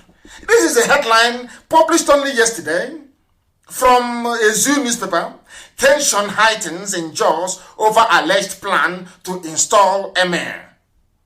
Tension heightened on Friday in Jos City and Bukuru Town in Plateau State over an alleged plan by some people to install an emir in Jos South local government area of the state. The tension arose when an invitation card purported to be from the Bukuru Emirate. They are from an emirate. You see where they have their mushroom huts now in our town, near 9th Mile. If you're coming from Onisha into Enugu, you see them on the right hand side. They are in Okwa. They are in Eboim. They are in a few other places in our land. In 50 years' time, they will present to you the emir of Okwa West. You know, I told you this about a few days ago. Some of you didn't believe me. But now in Jos, after many years of fighting and subduing them, I want somebody to tell me where you have Fulani people and they're not in charge of the politics and there is no trouble there. Anywhere they are, the only way you can have peace is if they have their emir, if they control the local council. If not, there will be war and unrest. Now they have gone to Jos. They want to install an emir. You see how miraculous God is? You see, the same people from the Middle Belt that fought Biafra and said that Biafra will not come, today their own land will not be for them.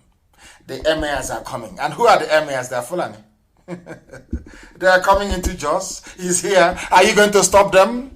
Who is going to stop them? You can cry, you can lament, you can shed blood. Blood can come out of your eyes. No one is going to save you. Only Biafra can save you. Only IPOB can save you. Isn't it very ironic? The same stone that was rejected, the same Biafra they said, don't go near to Biafra. Biafra is bad for you. Now Biafra is saving you. Now who do you think will save you from the Fulani? Installing their emir in Jos. And once they install the emir of Jos, is over now, is it not? It becomes it's an emirate. It's now a Fulani territory. And all you Christians in the Jos, you'll be slaughtered and massacred even more. Only Biafra can save you. Go and support what IPOB is doing. IPOB, we want to save everybody, not just a few people, but every single human being. This is the confirmation that drives me mad with our people. You saw what happened to Hausa people. History is there. You can now see what is happening in Krenem Borno, which is Borno State. You can see what's happened to Bagi people in Abuja. You now can see what is happening to Jos people in Jos. Yet you cannot see. You people are foolish. You still want. Why are they putting an emir in Jos? Because of one Nigeria. If there is no one Nigeria, can you? If there is Middle Belt Republic, will you have an emir in Jos? The answer is no. Now you understand us, don't you? You understand us. We are always right. Some efulefus don't like it. But the fact is, in a debate, we are always right. We always win. Always. Elohim will always justify us. Always and without fail. Sokoto Caliphate is everywhere. They want to conquer each and every territory. Just you are receiving it. Why? I keep asking, why are you people blind? Why? Where is your so-called intellectualism? Oh, I have PhD. Oh, I have masters in this. Where is it? Can't you see history? What happened to Hausas, happened to the Wagi people, happened to Nupe. The same thing happened to a part of Igala land, of course. They forced the ruler of Igala, the Ata of Igala, to convert to Islam. The same thing is now happening in Jos. It is happening in Jos. You people cannot see. The reason why all these things are happening is because of one Nigeria. One Nigeria. And today, the terrorists are now in the army. Who is going to save you? Is it Britain or CNN? Who's going to save you? Nobody now. You're a nigger. And to make matters worse, Bill Gates wants our population to reduce. So if the Fulanis are helping them to kill people, hey, the better for everybody. Some of you don't know this, but we are telling you, where is your common sense? I remember when the whole coronavirus issue broke. People had to look back to history, to the Spanish flu for guidance. Why are things happening to human beings now, and you cannot look back into history to understand how virulent and how dangerous the Fulanis are for your lives? You don't know how dangerous they are. Very, very dangerous. And the funniest thing is that some Europeans will support them all. Don't get me, of course, the what they're getting from the zoo. If you're a country and you have a contract for life, as Julius Berger has in the zoo, why because of a bunch of niggers, you forget that? Of course not. A few niggers can die whilst you keep cutting away your money. The reason why history exists is so that you can look at it and learn something from it. Look at Southern Kaduna. There is a comprehensive report released by the Center for Inclusive Governance and National Development on the role of the federal and Kaduna state government in promoting the killing of the indigenous people by their Fulani kindred. Are you listening? Federal government of the zoo, Nigeria, in conjunction with Kaduna state government, are killing people. This is the report. Now listen. Kaduna state and the federal government, they have provided an enabling terrain for Fulani terrorists to eventually take over the whole of southern Kaduna and other parts of northern Christian communities through deployments of heads of security agents who are purely Fulani Muslim. As I told you before, police Fulani, army Fulani, civil defense Fulani Muslim in Christian communities. That is why they don't want you to be free. That is because only under, people must understand this. The reason why because you are under one Nigeria. Once you're under one Nigeria, they can deploy, the IG of police can put Fulani men anywhere they like. You cannot stop them. Now you understand it, don't you? You understand it? Now listen very carefully, please. The approval and granting of a biased, brazen and sudden request from Governor El Rufai that all policemen of southern Kaduna extraction should be transferred out of Kaduna state. You don't know this, but we are telling you. Do you know that the governor of Kaduna state, rather than have the policemen from southern Kaduna, indigenes, police their communities, they said no, transfer them outside the state so you can bring them Fulani and they'll be there, they'll fold their arms as their terrorists are now slaughtering you and you do nothing. Only Biafra can save you, can save all of you in the zoo. Only Biafra can save all of you. The approval now has to tell you something. This was granted since 2017 by the former Inspector General of Police, Idris Mohammed. Idris Mohammed signed it as an order that no Southern Kaduna policeman should be deployed to Southern Kaduna. Instead, ship them out and bring in Fulani. So they'll be there watching as people are being slaughtered.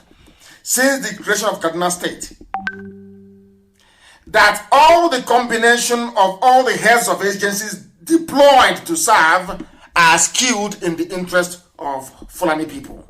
Now you will be surprised That was the same man that paid terrorists to stop killing indigenous people.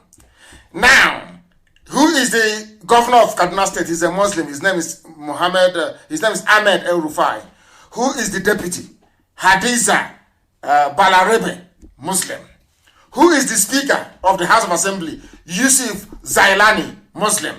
Who is the chief judge of Kaduna State? Mainly Christian state, to remind you, Mohammed Lawal Bello, Muslim.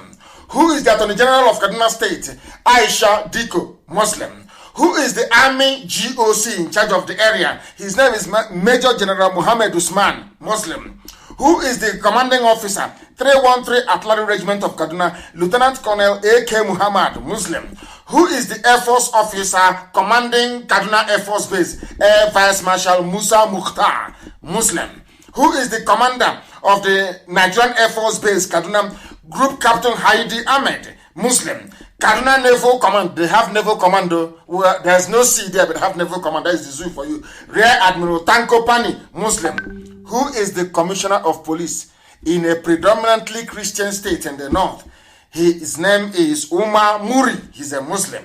Who is the DSS man inside Kaduna? His name is Idris Ahmed Koya. He is a Muslim. Who is the commandant of the Civil Defense Corps in Kaduna? His name is Babangida Utusema. He is a Muslim. Who is the controller of the prisons in Kaduna? Sanusi Dan Musa, Muslim. Who is the immigration controller in Kaduna State? His name is Mr. A.A. Bauchi, Islam. Who is the Corps Marshal? That's road safety in Kaduna State. His name is Garoba Rimi, Muslim. That's how they roll. You see, very few Fulani, but they occupy everything. And instead of ordinary people to open their eyes to see what is before them, they are busy squabbling and talking about one Nigeria. Talk about one Nigeria and you die in it. Now, everybody knows that Kaduna State is known to have a very large Christian population. They are dominant in at least 10 local governments out of 23 local government areas of the state. But a state which has 8 heads of security services, saddled with the responsibility of securing the lives and properties, however deliberately selected to be Muslims, no Christian in it. No Christian whatsoever. That tells you all you need to know about the zoo and how the Fulanis operate. And that is how they steal your mandate. They bring somebody from number 4 to number 1.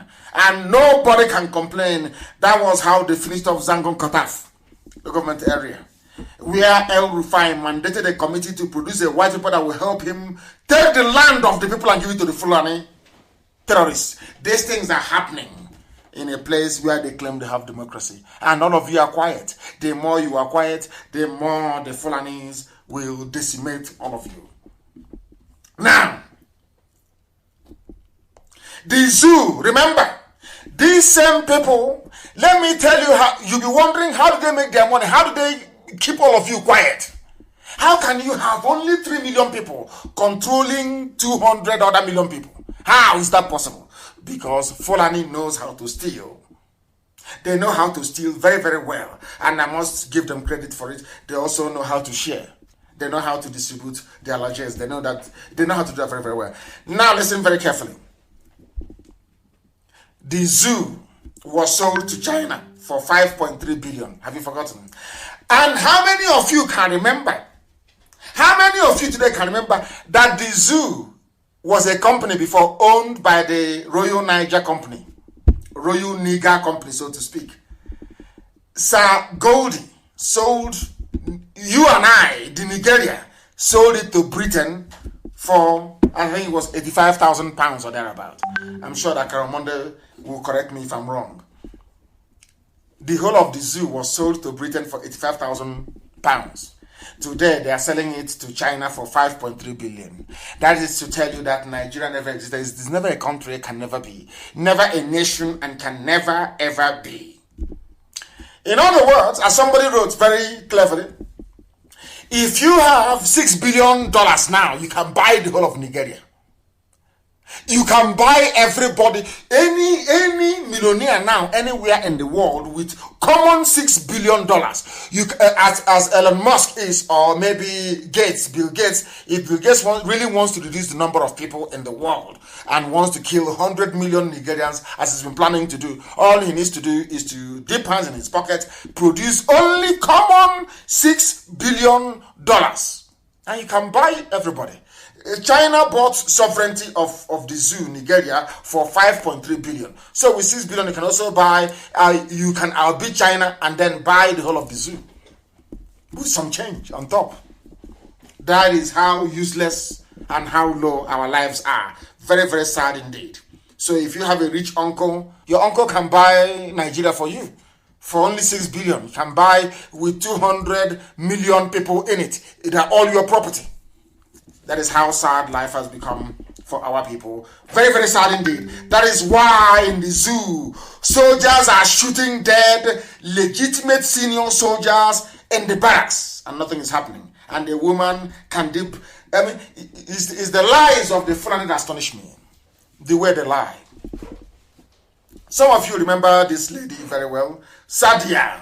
That was the lover of Abba Kyari before Abba Kyari passed on. That was the lover. Unbelievable. Unbelievable. That is to tell you how sad life has become in the zoo. How very sad life has become in the zoo. That is this lady. She is called, the palliative lady. Lady Palliative. Or Hush Mommy, as one politician called her. Hush Mommy. What's that her name again? She's called, what's that her name? Sadia. Her surname keeps escaping me. Her surname always escapes me. I don't know why. The one that said that every family received palliative from the federal government. That tells you how they lie. And having lied and having been defended by journalists in the zoo, she is now free. Her name is, what is this lady's name again? What is her name again? I can't seem to find her name. It keeps escaping me. I'm sure somebody's going to tell me. Somebody is going to tell me the name of this Sadia somebody. I've forgotten her full name. Is that her surname that keeps escaping me? But I'm sure I'm going to find it. She has gotten away scot-free with her lies. That's all of a sudden every family received palliative. That is how sad they are. And let me tell you, when I tell you that the white man is in love with the criminality of Fulani Janjaweed, you thought I was joking. World Bank approves $500 million loan for girl child education in the northern states. They've come again. These are the people with all the money in the world. These are the people who have been ruling the zoo from day zero. They have stolen all the money. These are the people that sold oil to China for 2.5 trillion and they shared all the money. They got, let me say it in dollars, it is $2.5 billion. 2.5 billion, that was the amount they got. But they've now gone and said, oh, we are very poor in the north. We don't go to school. Please help us. Only the south, they are going to school. They are all educated. We are not. Nobody, the white man cannot ask them. The white man from the World Bank cannot ask them. But you are the ones controlling the economy. You control central bank. You control every fund in the zoo. You are the rulers of the zoo. How come your girls are not in school? You know what they did? They gave them money anyway. They gave them money. They gave them money. Very, very sad indeed. Very, very sad indeed. That is the zoo for you and tells you all that you need to know. We have now come to that segment of our program. That is a man I want all of you to Google tonight. Go and Google him. His name is Gabriel. The Fulani gave me name, Awudu. His name is Gabriel Oyibo. Oyibo, as all of you know, is an Igbo name. He is a mathematician extraordinaire. One of the most intelligent men in the history of creation. Very, very intelligent man. He is from Kogi State. He is a PhD holder. He is a professor of mathematical sciences at Ofapit Institute of Technology. A very brainy man. A very, very intelligent man. highly intelligent. He's from Kogi State. His name is IGBO, but I gave him a Udu for your information. I now want to take us to the aspect of our program tonight that I promised you we're going to bring to you. This very aspect is very, very, very, very important. That people understand the boundaries of Biafra. Where Biafra starts from. Sadia Farouk, thank you very much. Sadia Farouk, thank you very, very much. Somebody has given me her name. Hush Mommy, Sadia Farouk, 850 billion missing. With the money, they can conquer everybody. Sadia Farouk, that is her name. That is her name. I am trying to go and get our people to join us this very evening for this very program, because I did promise them I was going to go to them one after the other. I wish they can come and I will ask them questions, ask them where they come from. They are going to tell us, because the whole world is listening. And I'm going to ask them very serious questions, and I'm sure that they're going to answer. I will ask them questions and they will answer. Very, very critical, very, very important. I am trying to get them on the line. Please, before we bring in Owa, can you give us your name and where you are, please? Very, very important. Our lines are not open. Our lines are not open. I am the one making this very call. Our lines are not, don't call. Don't call this line, please. I am the one to call if I need you. Can you give us your name, please, and where you are? Hello, MAZI NNAMDI KANU. My name is Armstrong Omeje. Armstrong Omozoge Omeje. I am currently in Parkes, New South Wales, Australia. It's currently 6 a.m. in the morning, Sunday morning, 3rd of August, 2020. You are in New South Wales, is that correct? In Australia? Correct. Yes, sir, New South Wales. And where do you come from, please? I am from the land of Idu. Biafra what is Idu? We don't know what Idu means. Please clarify for us. What does that mean? Okay, I will definitely, sir. Idu is in a part they call Edo State, present day Edo State. Yes. All right, we are all descendants of Idu. Edo State is a foreign name, such as, and Benin as well. We don't know what those name means, although those name Edo was derived from the son of Oromia. We'll get to that later. Tell me where you come from specifically. Okay.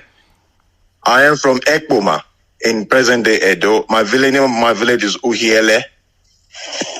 Uhiele. That is where I'm from. So in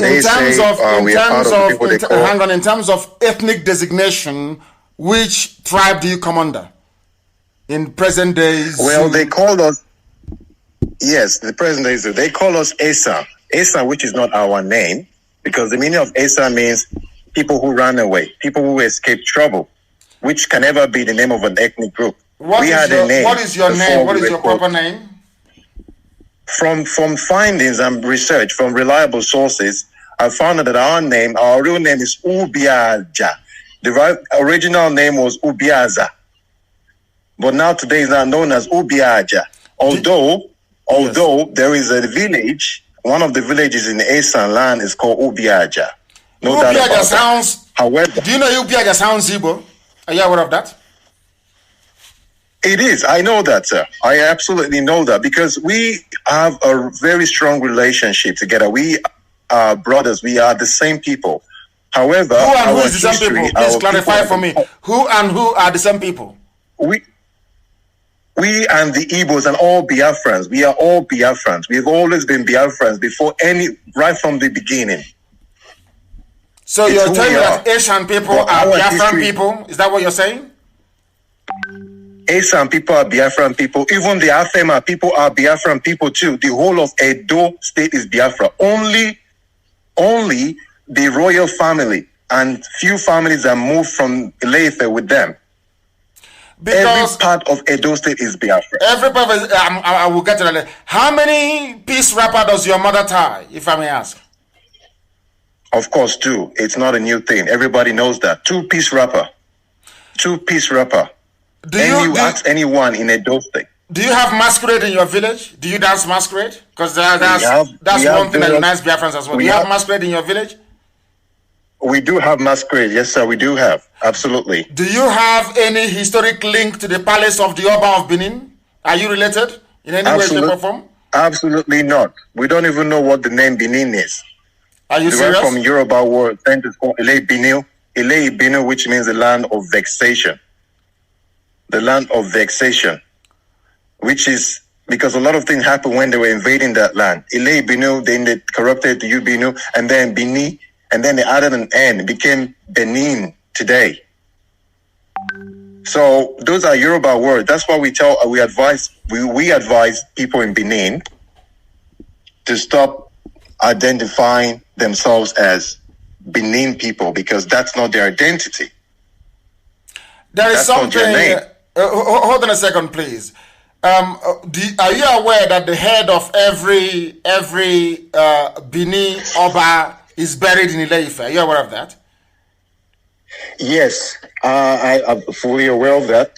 The name is... Why is that? Why would they bury the head of the Oba in Ile-Ife? Why? Why did they do that? Because that's their origin. That's where they came from. The Oba dynasty, everything came from... They came from Ile-Ife.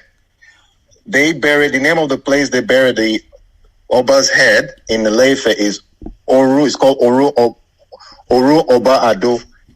In Ile-Ife. It's in Ile-Ife. It's there. It's not hidden. It's not a secret.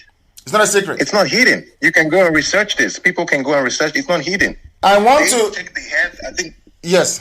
Go ahead. They take the head there and leave the body in present-day Benin, and then they come back with a replica of that head and bury it in Benin, which tells you that they don't belong there. They're not from there. So the Oba. True, this is the case. So the Oba of Benin doesn't actually come from Edo land, so to speak. Doesn't. Absolutely not. They don't. It's all about the throne. It's just all about the throne, taking the land, and definitely taking the land and turning it into, Yoruba land, just like they did Lagos. Lagos is part of Igodomigodo. Today, it belongs to the Yoruba. They own it now. So that's exactly what they're doing. I mean, no offense to the monarchy, but it's just a fact. We have to say our history. We are different people. I mean, our mothers tie 2 wrappers. The names of our villages, a lot of them have Igbo names.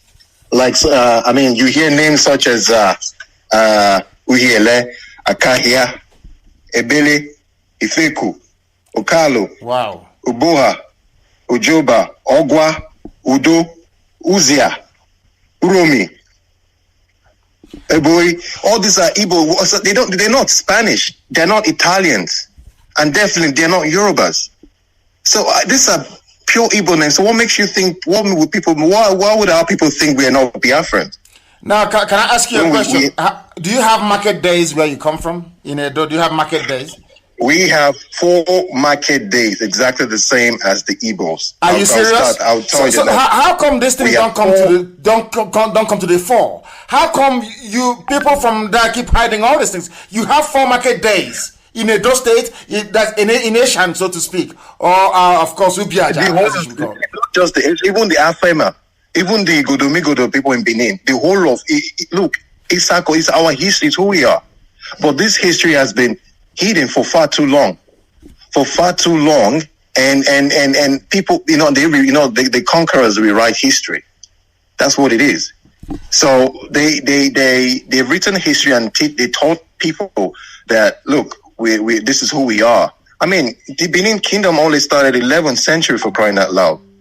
Only 11th century. Only 11th century ago they Yes. came. Now, can I ask you to name those market days you have? Can you give them to us, please? The market days we have is Eke market days. Hey. Uri. Hey. Uri. Aho. Afo. Okwo. Unkwo. Unbelievable. This is... Okwo. Yeah, those are they are various, they're different slightly. Incredible. Slightly changes, in the pronunciation. And these are the things, these are some of the things that Ohaneze should have done before our time. which is to unite our people. They never did it. Stay where you are, please, Armstrong. There's something I want to play for the whole world to hear. From the mouth of course, everybody knows that I revere and I love the color and the pageantry of the Benin throne. I love it very much. And long may it continue. But we must follow the truth. Wherever the truth leads us is where we go to. Please stay where you are. There is something that the monarch said at a function which I want the whole world to hear, please. From his mouth, please. Aspirations and history of the Benin people. Yes. I'm going to cut you off and I'll get back to you, please. I'm going to cut you off and I'm going to get back to you so the whole world can hear this, please. His son, Oromia. Let's start from the beginning. Aspirations and history of the Benin people. Yes. Historians all agree that Oduduwa sent his son, Oromia. The Oba of Benin, with his own mouth, is saying that historians agree that Oromian came from Ile-Ife to Benin today. Are you listening? This is from the Oba himself, not from me, please. That the land where Benin people are today is Igoromigoro. The Oba opened his mouth and said that the Oba sent his son, Oromian, to Benin. Listen, please. At the request of elders of Benin to return with them as ruler of their realm, Oromia's stay in Benin may have been short, but before he left, a child was born to him. Oromian came, met a very beautiful Biafran woman, and gave birth to a son. Are you listening, please? Are you listening? These are pure facts. This is coming from the mouth of, I think, what's his please, I want to respect by giving him his eminence. This is the Oba of Benin, please, from his mouth. They came, the Oromian, a Yoruba man came, impregnated a Biafran woman in Benin, today's Benin, and gave birth to a son. Let's listen. Who was later crowned Oba, and that is no. The son was now crowned Oba. Listen, please. Listen very, very carefully. I beg of you. Before he left, a child was born to him. The child was born. Who was later crowned Oba, and that is known today, as Eweka the First. Eweka the First. They are clapping on Eweka the First. Is a product of Yoruba and Igbo, so to speak. The first Oba of Benin is a product of Yoruba and Igbo. The name is Eweka, which sounds even because the mother gave birth and named the child Eweka, which is even an Igbo name. This is from the mouth of the Oba of Benin. Please listen. Oromia's time in Benin, however short-lived, he was an Oba, and so he was the first Oba after the Okiso dynasty came to an end. He established Obaship in Benin by education. Therefore, the listing of past Obas should therefore begin from Oromia, as it is listed in the Nairo. Are you listening? The name of the Obas of Benin, because Oromian was an Oba, he was a prince, and he came to Benin land, although he fathered a child there with an Igbo woman, Igodomigoro, of course. Everybody knows that Igodo means key in Igbo language, and that's the name of the place. The key to the key is Igodomigoro. Now, this is from the mouth of the Oba, the 40th Oba of Benin Kingdom. He said it, and Eweka was born. And Oromian gave birth to Eweka. Oromian, he said his sojourn was short-lived, came for a very short period of time, went back to Ile-Ife. They gave birth to a son, and because Oromian is from a princely bloodline, the son Eweka now became the first Oba of Benin. That is the history. So that you don't say that what Armstrong is saying is not correct. Even from the mouth of the Oba himself, the Oba has acknowledged that that they came to Benin is not theirs. It's there. I don't know if you heard what I played. Omeje, can you hear me? I can hear you, so live and direct. Did you hear what the Oba said? I did. Please go ahead. I did. And before we continue, we know that we have a few other people who would like to contribute, but I can keep answering the questions. Yes, I know. Others, of course, I'll bring it. What I want you to do is I need clarifications, please. I need clarifications one more time. What is the original name of that very area? What is it, Igodomigodo, and what does it mean in the local parlance or language? Igodomigodo means the key that opened the key, or the key to the kingdom. That's how some people refer it to, the key to the kingdom.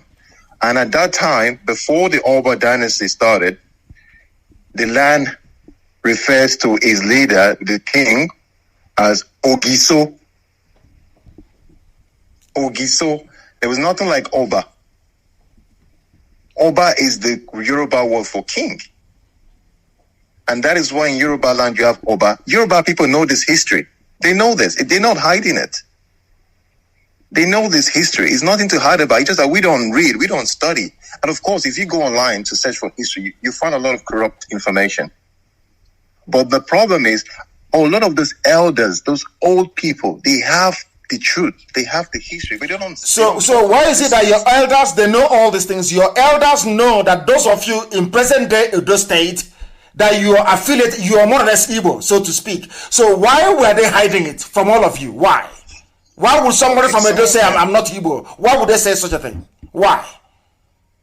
The thing is that a lot of these people don't know these three things. And those elders that know are all scared. Because if you talk in Edo State, right, they've implemented that mental sense of people being very scared. If you talk, they bring out those foreign, those Yoruba gods, like Sango and Ogun, Ayelala, some of those things. We don't even know what those things. Those things are not indigenous to that land. They bring and then they swear, they lay courses. So these people are afraid. People are scared. So they've been made to be, to be. But I don't know why Nollywood cannot do this. As somebody wrote on my page, I don't know why Nollywood cannot do such movies. These are the type of movies they should be making. Not one native doctor strangling a chicken, talking rubbish. These are the sort of movies they should be making to remind us of our history. Because when I say that our people, when we started preaching this very gospel, we said that our people are all related. When I went to Ishekiri and I said Ishekiri is Biafra, they asked me why. I said, from this car that I'm sitting in, looking at this marketplace, they dress, there is no difference between the market in Warri and the market in Owerri. It's the same thing. They dress alike. Everything is the same. And I'm saying that this, as much as I respect and revere the throne of the Oba, and of course, our brothers, the Yoruba people, the truth must be spoken. That is what we're after. We're after the truth. And during the place beside, it will be one man, one vote. If the people of Edo vote and say they don't want to be part of Biafra, nobody's going to force them. But it has to be one man, one vote. Because with this level of history at our disposal, I don't know why we have not gone far in trying to correct this very false narrative. Thank you very much, Omeje. Thank you very much. It was actually an Igbo name as well, again, Omeje. Thank you very, very much. Let me try and see if I can get other people to join this very fabulous conversation. We want to lay the ghost of Edo to rest so that when Edo people say that they are Biafrans, we want the world to understand that indeed they are Biafrans. I want to go to Owa to see if I can find her, if I can get hold of her and get her to give us her own perspective of this very burning issue. It doesn't mean anything, please. We're not fighting with anybody. Nobody is fighting with anybody. I don't know, Uwa, can you hear me? Uwa Sophia, can you hear me? Yes, sir. What is wrong with this phone? It don't want to work. You need to put off your phone. Is your phone off now? Yes, I'm off it, sir. Thank you, sir. Thank you very much. Thank you, Owa. Thank you very, very much. Thank you. Good evening, lovers of freedom all over the world. Good evening. My name is Uwa Sophia Obaze. I am from Migodo, the present-day Edo State. I came from Sapmoba Road.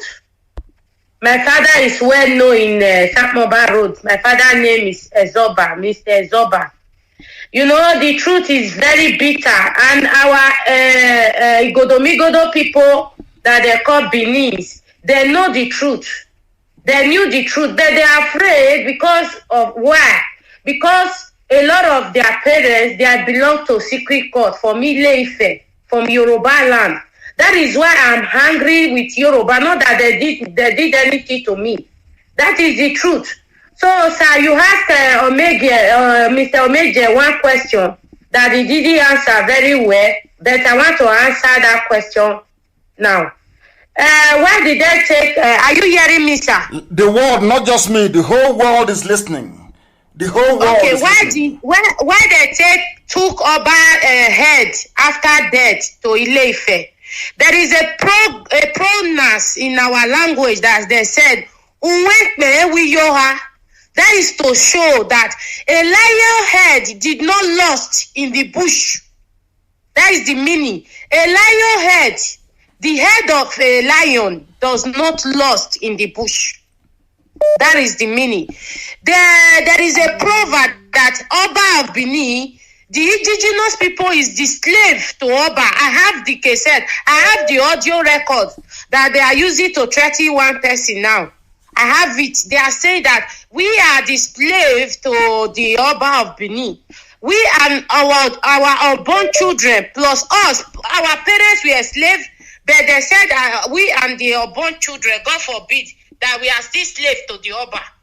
You know, that is to show that if this Oba of Benin die, if his son come in, so my own children, God forbid, will still be slaves to the son. You understand? They have been doing these things years to years. They have been doing it to us. And number two question you asked Omeje that he did not answer, sir. You asked him about the 4 market days. We have in Igodo, the present day those days, the Benin, they have the same 4 market days. Are you serious? So are you saying that in Benin? Hold on. Are you saying that in Benin also, not just Eshan, you have 4 market days in Benin?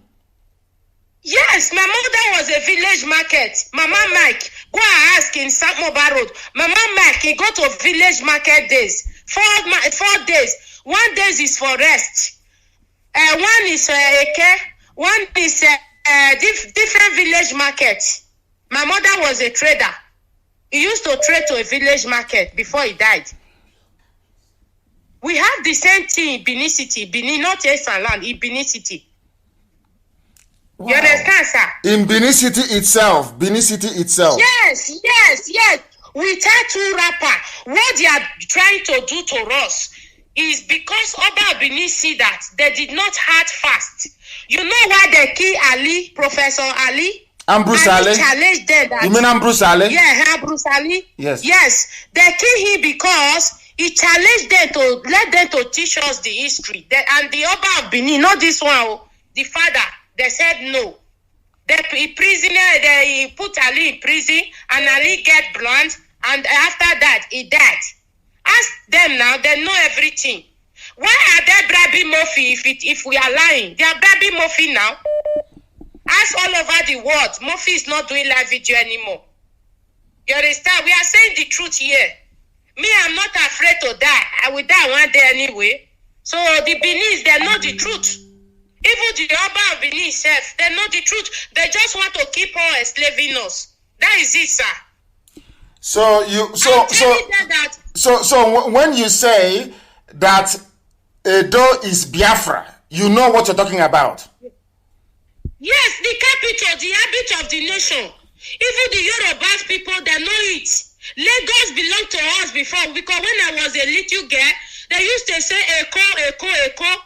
Lagos is Igodo people. The owner of Lagos belong to Igodo people. You know, when I was a small girl, my father was an army. He served in Ibadan. He was a captain before he retired. He used to tell me, Eko. That means Eko is our language. Igodomigodo has Eko. The present day, the way they oppress us now, that was how they collect Eko from our forefather hand. Now it now belongs to the Yorubas. You understand? In Edo State today, before you get a job, you go to Oba Palace and bring a letter. So that with that letter, they will now employ you for a job. And the most of the job in Edo State is not our own job, it's for the Yoruba. The Oba of Benin, the mother is from Igodomigodo, when the father is from Ile-Ife. Everybody know that. Wow. Sir. Thank you very much. Thank you. Well, thank you very much for such beautiful enlightenment. I have somebody who has been, I don't know if this person, somebody has been trying very, very desperately to get us on the line. I'm going to call them actually and find out exactly what they have to contribute to this report. Can you hear me? The caller on the phone, can you hear me? Please turn your system down. Turn it down. Turn your system down. I only want to hear your voice. Turn your system down. Have you turned it down? Thank you very much. Give us your name and where you're calling. God bless you for the work you are doing. Thank you. My name is Nnamdi Ojego. I am from Umaka, Njaba local government, Imo State, Biafran land. Yes. But I'm living in South Africa. Yes.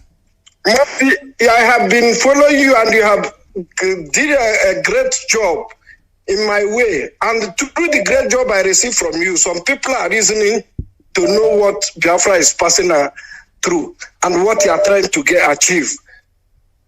I am advising our brothers and sisters over there. This work is not left for you alone. Everybody has something to do. By so doing, the journey will be easy for everybody. Among us, some people want to disappear under the cloud of glory, in the sense that they have been doing the work they have done. It's time for people to recognize them. Like some Sabo we have among ourselves who claim they have done this or done that. They've done nothing. See where they start and they where they did stop. Nothing. Yapping and talking rubbish is not work. You have proved it beyond. You have proved it to everybody. And some people now are ready to put them in a place where they belong. Enough is enough. We have suffered a lot. And nobody is ready to continue suffering and enter in another generation of our kids. We are no more ready for that. If it's time for elimination, we can start from elimination. People have suffered. Our brothers and sisters in jail in so many countries trying to survive. Where our home is full of milk and honey. And some people put pipe personally enriching their families and saying that one Nigeria. We are not ready. Mas, I'm praying that God will keep you to celebrate the restoration of Biafra. Thank you very much. Thank you very, very much, my dear brother. I didn't mean to take calls this evening, but I would like to, you know me, I like to balance everything. If there is any form of response from anybody who is pro, I want to say, because we heard from the Oba himself. Oba opened his mouth and said that they came from Ile-Ife. That's what the Oba said, not me. So I don't know what other rebuttal there is. Please, your name and where you're calling from. This is Chidi. What's the meaning of this is Chidi? Is Chidi your name? Who gave birth to you? He's saying this is Chidi. Yeah? I don't accept that. You must have a father. Your father gave birth to you, please. When you call us, you give us your full name.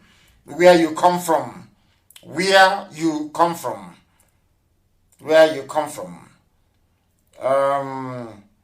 They said some people from Otuoke, which is Goodluck Jonathan's village, attacked our people today during a youth meeting, I understand, and arrested the coordinator and handed him over to the army.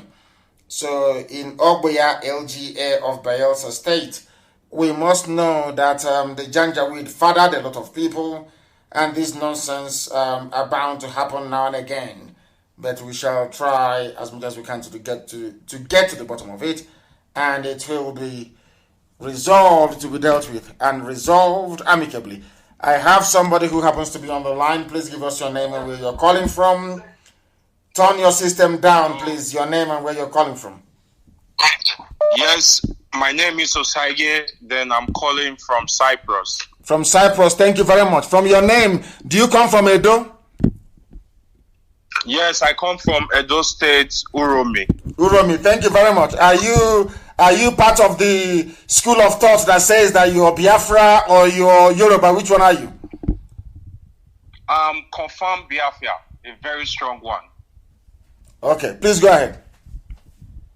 Okay, I want to throw more light about the Godomigodo people you were talking about. Yes. Yes. I think when I was in secondary school, my grandfather told me a lot about the history. Yes. We are listening. Go ahead. We are listening. Go ahead. Don't stop. Okay. Please go ahead. Okay. If you look at from the Esan land, like the Esan is not our name. Yes. First, because the name means people that run away, like people that run away from trouble. And the Benin Kingdom, there's a saying, they say when you see an Esan person, you have to kill that Esan person first before you can kill a snake. Meaning, if you see a snake and an Esan person, you have to kill the Esan person before you kill a snake. Do you understand? I do. I understand that. Yes. And what does that? What does that supposed to signify? Was it because Asian people killed an Oba? Is that correct? Did Asian people kill an Oba at one point during a war? Yes, during the war. But I can't remember the particular Oba. Then I think all the Asian people were driven from the Benin Kingdom, which this present day Edo State is for Igodomigodo people. And my grandfather used to say, if you check Uromi, you can still find older people. They are Igbos. They speak Igbos. If you like anywhere I go to, are you serious? Some of the older ones, they still have Igbo dialects. They speak Igbo in Edo State. If you have anybody from Uromi, anybody watching live now that can call one of the elders in Uromi, if they are willing to say the truth, they will tell you that. My goodness. Every time we keep discovering, every blessed day. Thank you very much. I'm very glad that I took your call, actually. Thank you very, very much. We have somebody on the line. I want a Yoruba Bini person, if there's anything like that, to please try and call us as well. The caller on the line, can you hear me? We have a caller on the line. That caller, can you hear me? Reconnecting. I don't know why it says reconnecting. Let me go to the Skype and see who is there. The caller on Skype, can you hear me? No, they're not paying attention. The caller on Skype, can you hear me? Good evening to you. Please give us your name and where you're calling from. No, they cannot hear us. Connection was lost. They cannot hear us. Sadly and unfortunately, we have brought that very conversation to an abrupt end. We thank all of you. These people are, oh my goodness, people are calling from all over the place. The caller on the line, can you hear me? They are there. They are not doing anything. They are not saying anything. I want somebody who will call from the Yoruba side of Benin, because they've been there now since 11th century, so it's been a very long time, and they're entitled to the land as well. The caller on the line, can you hear me? Hello. Yes, please. Your name and where you're calling from? Okay, my name is Olada Poshitu. Yes, Olada Poshitu, please go ahead. We are listening. Thank you very much. Go ahead, we are listening. Okay. Yeah, due to my personal research, actually. Yes. I feel the Yoruba people are originally from Igodo. Oh my goodness. So we are not even expanding. Because So if the Yorubas come from Igbodo, that means that we are now the same people. Is that correct? Is that what you're trying to say? Yes, because Oduduwa was a prince from Igbodo. Wow. Goodness. Yes. No, please start again. Hold on, Shitu. Give us, where do you come from? Where do you come from? I'm from Kwara State. From Kwara State? The Yoruba Pakampu, yes. Offer to be precise. And what are your sources? What are your historical sources to say that the Yoruba Oduduwa came from Igbodo? Because if that is the case, that means that an Igbo man and a Yoruba man, we are the same people then. That's what it means. If they come from Igbodo. We are the same people. That's the point I'm trying to make. Wow. Because Oduduwa went to Ile-Ife and became a king. So the gods of Benin Kingdom, of Igbodo, after they lost their king, said it has to be someone from Oduduwa line or Oduduwa himself who can replace the late Oba. So he sent his son Oromiyan, who he just spoke about earlier on. Hello? Wow, we are listening. Yes, we are listening. Go ahead. And that same Oromiyan is also the founder of Oyo Empire. Okay, Oromiyan himself is the founder of the Oyo Empire. Wow. After coming to Benin to impregnate one of our mothers, she then went to Oyo to found the kingdom. Yes, the Oyo Empire. Wow. I didn't know that. You know, black people with power, they like to differentiate themselves somehow and everything. But personally, I feel we are all one. We just try to separate ourselves somehow, and due to what the British did in Africa. Yeah, because I keep wondering, some parts of Ekiti, even the names, the answer. I told you about this very king from our place, from Omopara, many years ago, told me that he went to a meeting of traditional rulers. And apparently, the traditional ruler also from Ekiti has the same surname as himself. Yeah. The same spelling, the same surname. So he was wondering how come that became possible. So that is why this very platform, this radio station is amazing. Radio Biafra. What our job is to follow the truth. Wherever the truth leads us, we go there. And if it is proven that somebody left Igbodo to go and found the Oyo Empire, then I think that is the end game. I think that is that. I'm not sure the Fulanis will like it, but I think that is the end game, to be honest with you. Yes. And for instance, someone like, I don't know if you've heard it before, someone like Omoyele Sowore, do you know he's an Ijaw man? Yes, he is. I know he's Ijaw, yes, I know. Sowore is actually a Biafran, to be honest with you, because he's part of Ijaw, is in Ondo State, and is a Biafran. Yes. Ondo State. Yes. Thank you very much for this. I am so glad, and I'm very, or should we say, we are very lucky picking all these calls this evening, and they're making so much sense. His name is Shitu. Oh, my goodness. From Kwara State, and he knows all this history as well. And he sees himself and the Igbo people as one. That is amazing, honestly. Somebody said we should end the program. Because he's establishing a link between Igbo and Yoruba. Somebody said we should end the program. Some people... I love you all the same. The caller on the line, can you hear me? I have a call. I can hear you. Yes, please, your name and where you're calling from, please. Yeah, good evening. My name is Samuel Chukwu, calling from Holland. From Holland, please turn off your system or walk away from your system, please. I don't want to hear my voice on the background. I have done it off. Go ahead. Yeah, I agree with you. I could remember those days because I grew up in Uromi, that is Edo State, and I schooled there. Yes. And I remember those days because my father is a qualified pharmacist, and he is the one who is treating the Onoje of Uromi then. Wow. Anytime the Onoje of Ulomi is sick, he doesn't go to hospital. The only thing he will do is to call my father, and my father will pick me up. We go to his palace, and after my father finished to take him injection, sometimes we can sit down and discuss. I could remember in earlier 80s, the Edenoje, the name of the Oba then was Edenoje of Ulomi.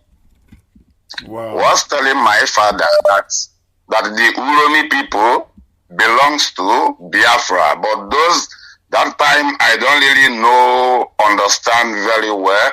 But for now, I listen to your program. Now I now refresh back and now remember that what the Onoje of Ulomi once told my father in my own present, that the Ulomi that is starting from Edo State belongs to Biafra, and he said it 2 times. The time that we are changing money also. And you were there present. Hold on. You were there present and you heard him say. I was there. Wow. 2 times, because he used to have a very good conversation with my father, because my father is the one treating him. Anytime he gets sick, he never go to the hospital till the day he die. Wow. So 2 times he said it to my father that he loved Igbos too much, because Igbo also belong, the Ulomi, starting from Ulomi and go up belongs to Biafra. And also coming to talk of the market days in Ulomi, the same we have AK for Oye. We have it in Ulomi also. We have Osugono, Osugono market, Ubiaja market, and Ekboma, and then the 4th day will be Ekio Day. That is Nkwo Market Day. Wow. I think we are going to do a DNA test. We are going to do a DNA test with Oduduwa people, with Yoruba people. We are going to do a DNA test. I'm telling you the truth. What I'm hearing this evening is astonishing. So how come all of you kept quiet all these years? They've been dividing us and all of you kept quiet. Nobody said anything until now. Why? Yeah, because nobody have opened our eyes. Not until you come out to open our eyes. The more we listen to you, the more our eyes open. Like this, I just open up now, was how many years ago, which that I have already forgotten. But today's topic make me to flash back and remember that was in early 70s, 80s, the Edoneje of Ulomi. I was sitting right beside my father when they were discussing, and he raised it. And second time he raised it again was early maybe 80s, the time they tried to change new money. Wow. The time, this is amazing. Thank you very much, my dear brother. Thank you very much. I can't believe what this is astonishing. Tonight's program. I don't know what we delved into. The caller on the line, can you hear me? Can you hear me? Can you hear me? They're not listening. They are not paying attention. The caller on the line, can you hear me? No. Good evening to you. Please give us your name and where you're calling from. Okay, my name is MAZI NNAMDI KANU. I'm coming from Benin Republic. Benin Republic, yes. Did you live in Igbomigodo before? Have you lived there in Benin before? No, MAZI, no. Okay, then I am taking calls from those who have lived in Benin City, Igbomigodo itself, to give us a new perspective on this discussion this evening. The caller on the line, can you hear me? I can greet you so much. Can you hear me? I can hear you loud and clear. Please go ahead. Hear me? My name is Obede Sonny Egbehoy. Yes. Sonny, go ahead. Can you hear me? Loud and clear. Go ahead. Yeah. My name is Obede. I'm calling from Edo State. Yes. Thank you. Go ahead. I'm calling from Ugo. I just want to add a little more to what our sister has said, Sister Uwa. Yes. Can you hear me? I can hear you. Where are you from, actually? What is the name of your village? Your village? Ugoni Okoryon. Wow. Go ahead. My name is Obedi Ugoni Okoryon. Thank you. Go ahead. Okay. But what is talking in detail is not. Okay, let me go ahead. I just want to add a little bit to what our sister has said, Sister Uwa. Yes. In the real sense, the whole of Benin, Edo, Igodomikodo as a whole, we are Biafrans. Wow. Why do I say that? Is that we are Biafrans? Is that both the names and everything all are almost the same, a little slight different. And before that, around 14th century, it was a very great exodus that took place. Yes. Before the coming of according to our Oba, the king, before the coming of Oba, we were living like one family before the coming of Oba. I know definitely that irrespectful of what the truth may be, but if we really want freedom, we must stand on the truth. Yes, that is true. Truth, yes. The fact is that that eviction was not accidentally; it was orchestrated and well planned. Yes. You understand? Because yes. the same tactics the Fulani are using today, that was the same tactics the monarchies of them they used to invade our land. Once they have succeeded in getting into our land, they started impregnating our women. During that process, those children grew up. Then I told those children, according to my history book, if you just spare me some few minutes, I will still name the names of the kings before the coming of Oduduwa lineage. You will see those names are related to all the ethnicity in all our region east. Wow. So what I'm trying to say, the same tactics the Fulani are using today after impregnating our women, when those children grow up, they now took those children away. They now told those children the reason why they were born. Wow. So they now use those children to take an oath that this is their mission, this is their battle. That was how they conquer Igodomigodo. Then they now change the name to be Benin. As the same time, for market days, every village has their own day of market, just as the same. There is nothing different, even up to the name. If you can spare me some few minutes, and you will see the names of those kings. Many of those names, the Igbo, the Edo, the Jaw, the Calabar, all are those names of those former kings before the coming of Oromia or the lineage of Oduduwa until that it go to Migodo.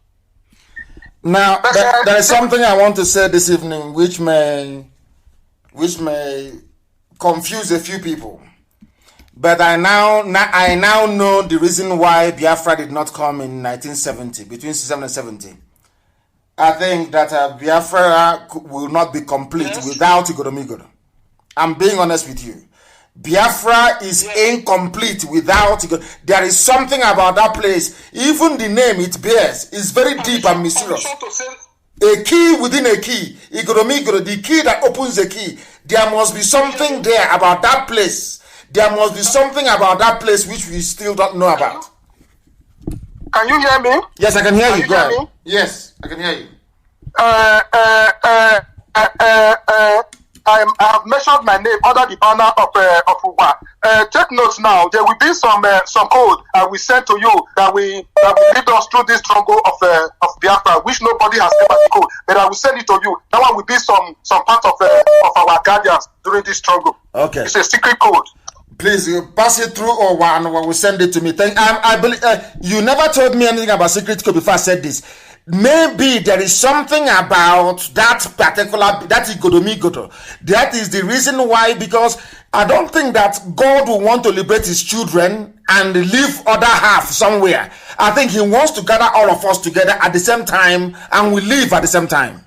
That's what I believe. Yes. Honestly speaking. Yes. That's what I believe. We must keep telling our blood brothers over there that whom they are, because they have been carried away with fear, in the sense that those that did this thing, they know one day that the truth will be revealed. So because of that, they put fear onto their mind, in the sense that they are a God, that you don't talk to God, because they know without boldness you cannot free yourself. That was their agenda. They concentrated those fear ever since those years.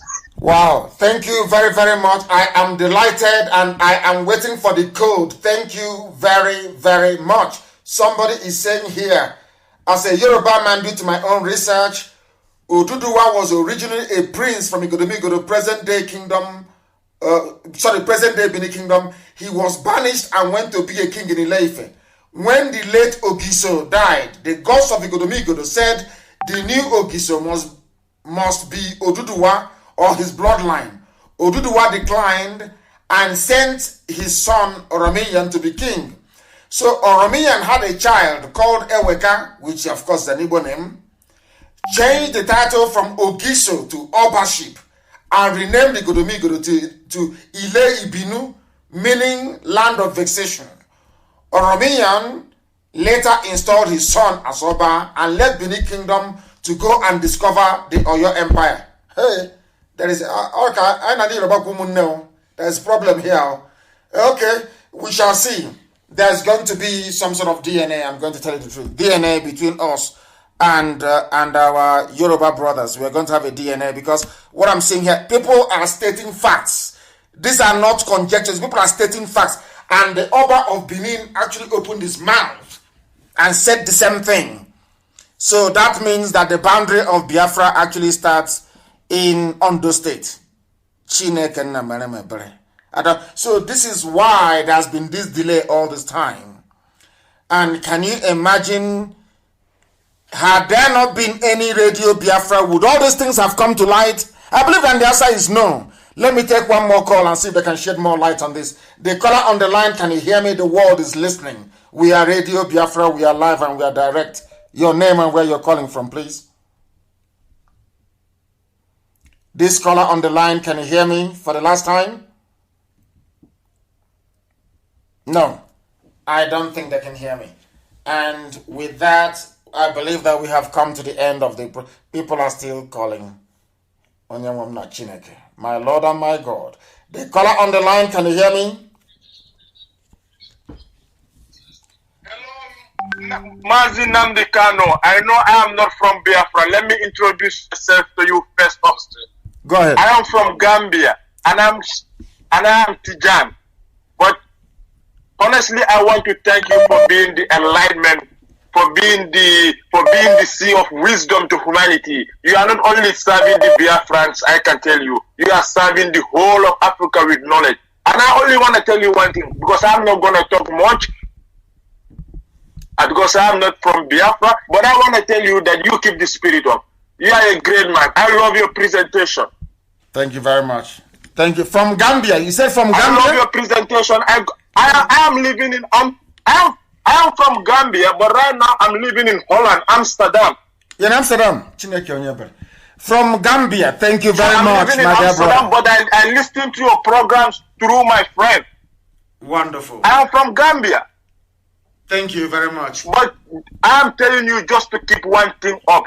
Just keep enlightening the young youths, because I'm just 19 years old and I want to tell each and every Biafran to stand up with you, because you are a legend. Every legend Africa has been taken down, or has been taken down by this disgruntled politicians we have. But I want each and Biafrans, those who are abroad, those who are in the country, because I have a Biafran friend who told me that, do you know what he tells me? No. Let me tell you this. He told me that, my younger one, if you go to anywhere and you don't find an Igbo man there, run away from there. Yes. And I know that Igbo people are dispersed in all over the world. And I also know about one thing about the Igbo people. They are very intelligent. Of course, you guys have the wisdom, you have the courage, you have everything it takes to build up your own desired country. I swear to you, Nnamdi Kanu, I will come to Biafra with my brother who is always listening to you. And if I come to Biafra, I'm gonna be happy, even though I'm not from there. Biafra, let's keep this spirit up. I love you, MAZI NNAMDI KANU. Thank you very much. I love you too, my dear brother. Thank you very, very much. He is from Gambia, but living in Holland. We don't hate anybody. I'm being honest with you. I want Africa to be free, and I'm sure that is the wish of every Biafran right across this very planet. Tonight's broadcast, people are saying it is a bomb, and that we must continue, that we should continue on such trail. Our desire is to bring this noble family together. But I don't know how that Oromian impregnated the woman, and I hope it's not by force. I hope it's not by force. The one that gave birth, because sometimes the calls are plentiful. The calls are plentiful. As long as it wasn't by force. That is what I'm saying. If it's not by force, then there is no problem. The caller on the line, can you hear me? Yes, please. Your name and where you're calling from. Turn the system down. Turn it down, please. I beg of you. Turn it down. Yes. Good evening to you. Your name and where you're calling from? My name is Adabaya Chibueze Joseph. I'm from Anambra State, but I'm calling from Cyprus. Give us your name again, please. Did you say Adebayo? My name is Adabanya. Adabanya. Okay, please. I think I'm also Adebayo. See, hey, so good. Adebayo, please go ahead. Adabaya Chibueze. Thank you. Honestly, I'm Anambra, but I'm not from Edo and the rest. But I just want to contribute, particularly about the Igala Kingdom, because it seems almost the same with the Edo people. I lived in Kogi State, Eda precisely, for about many years, so I can tell more about it. I heard about one of your programs the last time you talked about the Igala Kingdom and the rest of them. Yes. So it motivated me, and I started talking with some of my Igala friends I had, and I put it straight to them that can they really change the narratives of yesterday by looking into their histories? And honestly, these are diehard one Nigerians. These are diehard restructurers. And when I engaged them, they really went back and made research. As I'm talking to you right now, many of them are listening to this program right now because I really gave them the reason to understand themselves and to understand the narratives. So I felt, in as much as maybe I can't be in that position to do more, but the little effort I can do, I will do it for the struggle. So I think the Igala Kingdom too has this misunderstanding too, like the Edo Kingdom too. But a lot of them, as I'm talking to you now, they're beginning to understand that there is a problem somewhere and they're making changes. Which is very good too. Wonderful. Wonderful news. I am very, in fact, it's a very funny thing. Before I came on air, I stumbled upon, when I was researching this man, this very brilliant mathematician, Daniel Oyibo. He is one of the most intelligent men to ever be on the face of this planet. Do you know how intelligent he is? Yes. People don't know. The man is over intelligent, over brilliant, a mathematician. But we don't know him, we don't celebrate him because our people are blind. And I was reading about Igala. Do you know the funniest thing? Do you know that in Igala, they wrote it down, Igala history, that Eri, that founded Aguleri and Umweri came from Igala land. Are you aware of that? It's there, it's in their own history. Yes, so Igala is claiming Umweri and Aguleri. So that is how close we are. And as soon as we understand and unravel, I remember when I was arrested, they said, oh, why did you include Kogi? You include Benue, you include Kogi. And I gave them the history of how a Janjaweed army came from the north, came into Benue, and was destroyed by an act of God. And at that very place where that army died from the north marked the boundary between us and them. And they accepted it. And I know that a gala till tomorrow morning, I know Idoma, I know Igete, I will stake my life on it. That we are the same people and they know it. Yes. Two-piece rapper for market days. Yes, they have a lot of local governments in Igala Kingdom that speaks pure Nsukka. Pure Nsukka. They don't speak Igala. Are you serious? And they're under Kogi State. I let any Igala person corner. There are parts of Igala that speak pure Nsukka, most especially those side of the ending part of Igala land that has boundary with Enugu Ezike, Ovoko, and the rest of them. They speak pure Nsukka. They don't speak Igala. Wow, wonderful. Thank you for your call. For almost 7 years. I can see that, and you're well learned and well grounded as well. I am very, very grateful for your call. This evening has been a thorough enlightenment, and I would have loved it to continue, but as with everything in life, it must come to an end, and we are going to visit everywhere. We've done Edo. Is there any doubt? I'm waiting for my inbox or anybody to tell me why Edo shouldn't be part of Biafra. They are very compelling. Once you have to tie two-piece wrapper, you have 4 market days. It's bye-bye and it's chicken, as they will say. I'm from Hausa people, of course, not Fulani. I have nothing against Hausa people. I think they're a victim of circumstance. And as I've always said, Hausa people are very good people. Hausa people are an ordinary Hausa person is a very nice, decent human being. They allow themselves to be corrupted by a Fulani Janjaweedism. But very soon we shall cure them of that very ailment as well. I thank all of you. I thank Omeje, I thank Owa, I thank all of you that rang in to give us a new perspective as to, and Shitu as well, who is from Kwara State. I don't know where he was calling us from. I thank all of you. But you can see now that things have changed. Maybe the way we relate to Yorubas may have to change from now onwards. Maybe we are related after all, but we need to know how Oromiyan managed to get our sister pregnant that gave birth to Eweka. We shall find out. And the fact that Oromiyan now left to go and found Oyo Empire, the whole thing is just amazing. There may have to be some DNA test. Very, very important. And Sabo will not be tested because Sabo will have Fulani DNA. So no Sabo should come forward, please. We want genuine Biafrans. I thank you all for listening. You can now see, when we say that Biafra is a religion, you believe us. You see how our people from Edo, we are tenaciously saying they are Biafrans. Every attempt to discourage them, they said no, they are. Today, they have made it known to the whole world. And we welcome them to this very noble family. This very family of IPOB. This very nation of Biafra. When we say that Biafra is a religion, you can now understand how fanatical we are about who we are. And here on Radio Biafra is where we worship, because Elohim is our God. I thank you very much, all of you, for listening. And my love and appreciation for all of you knows no bounds.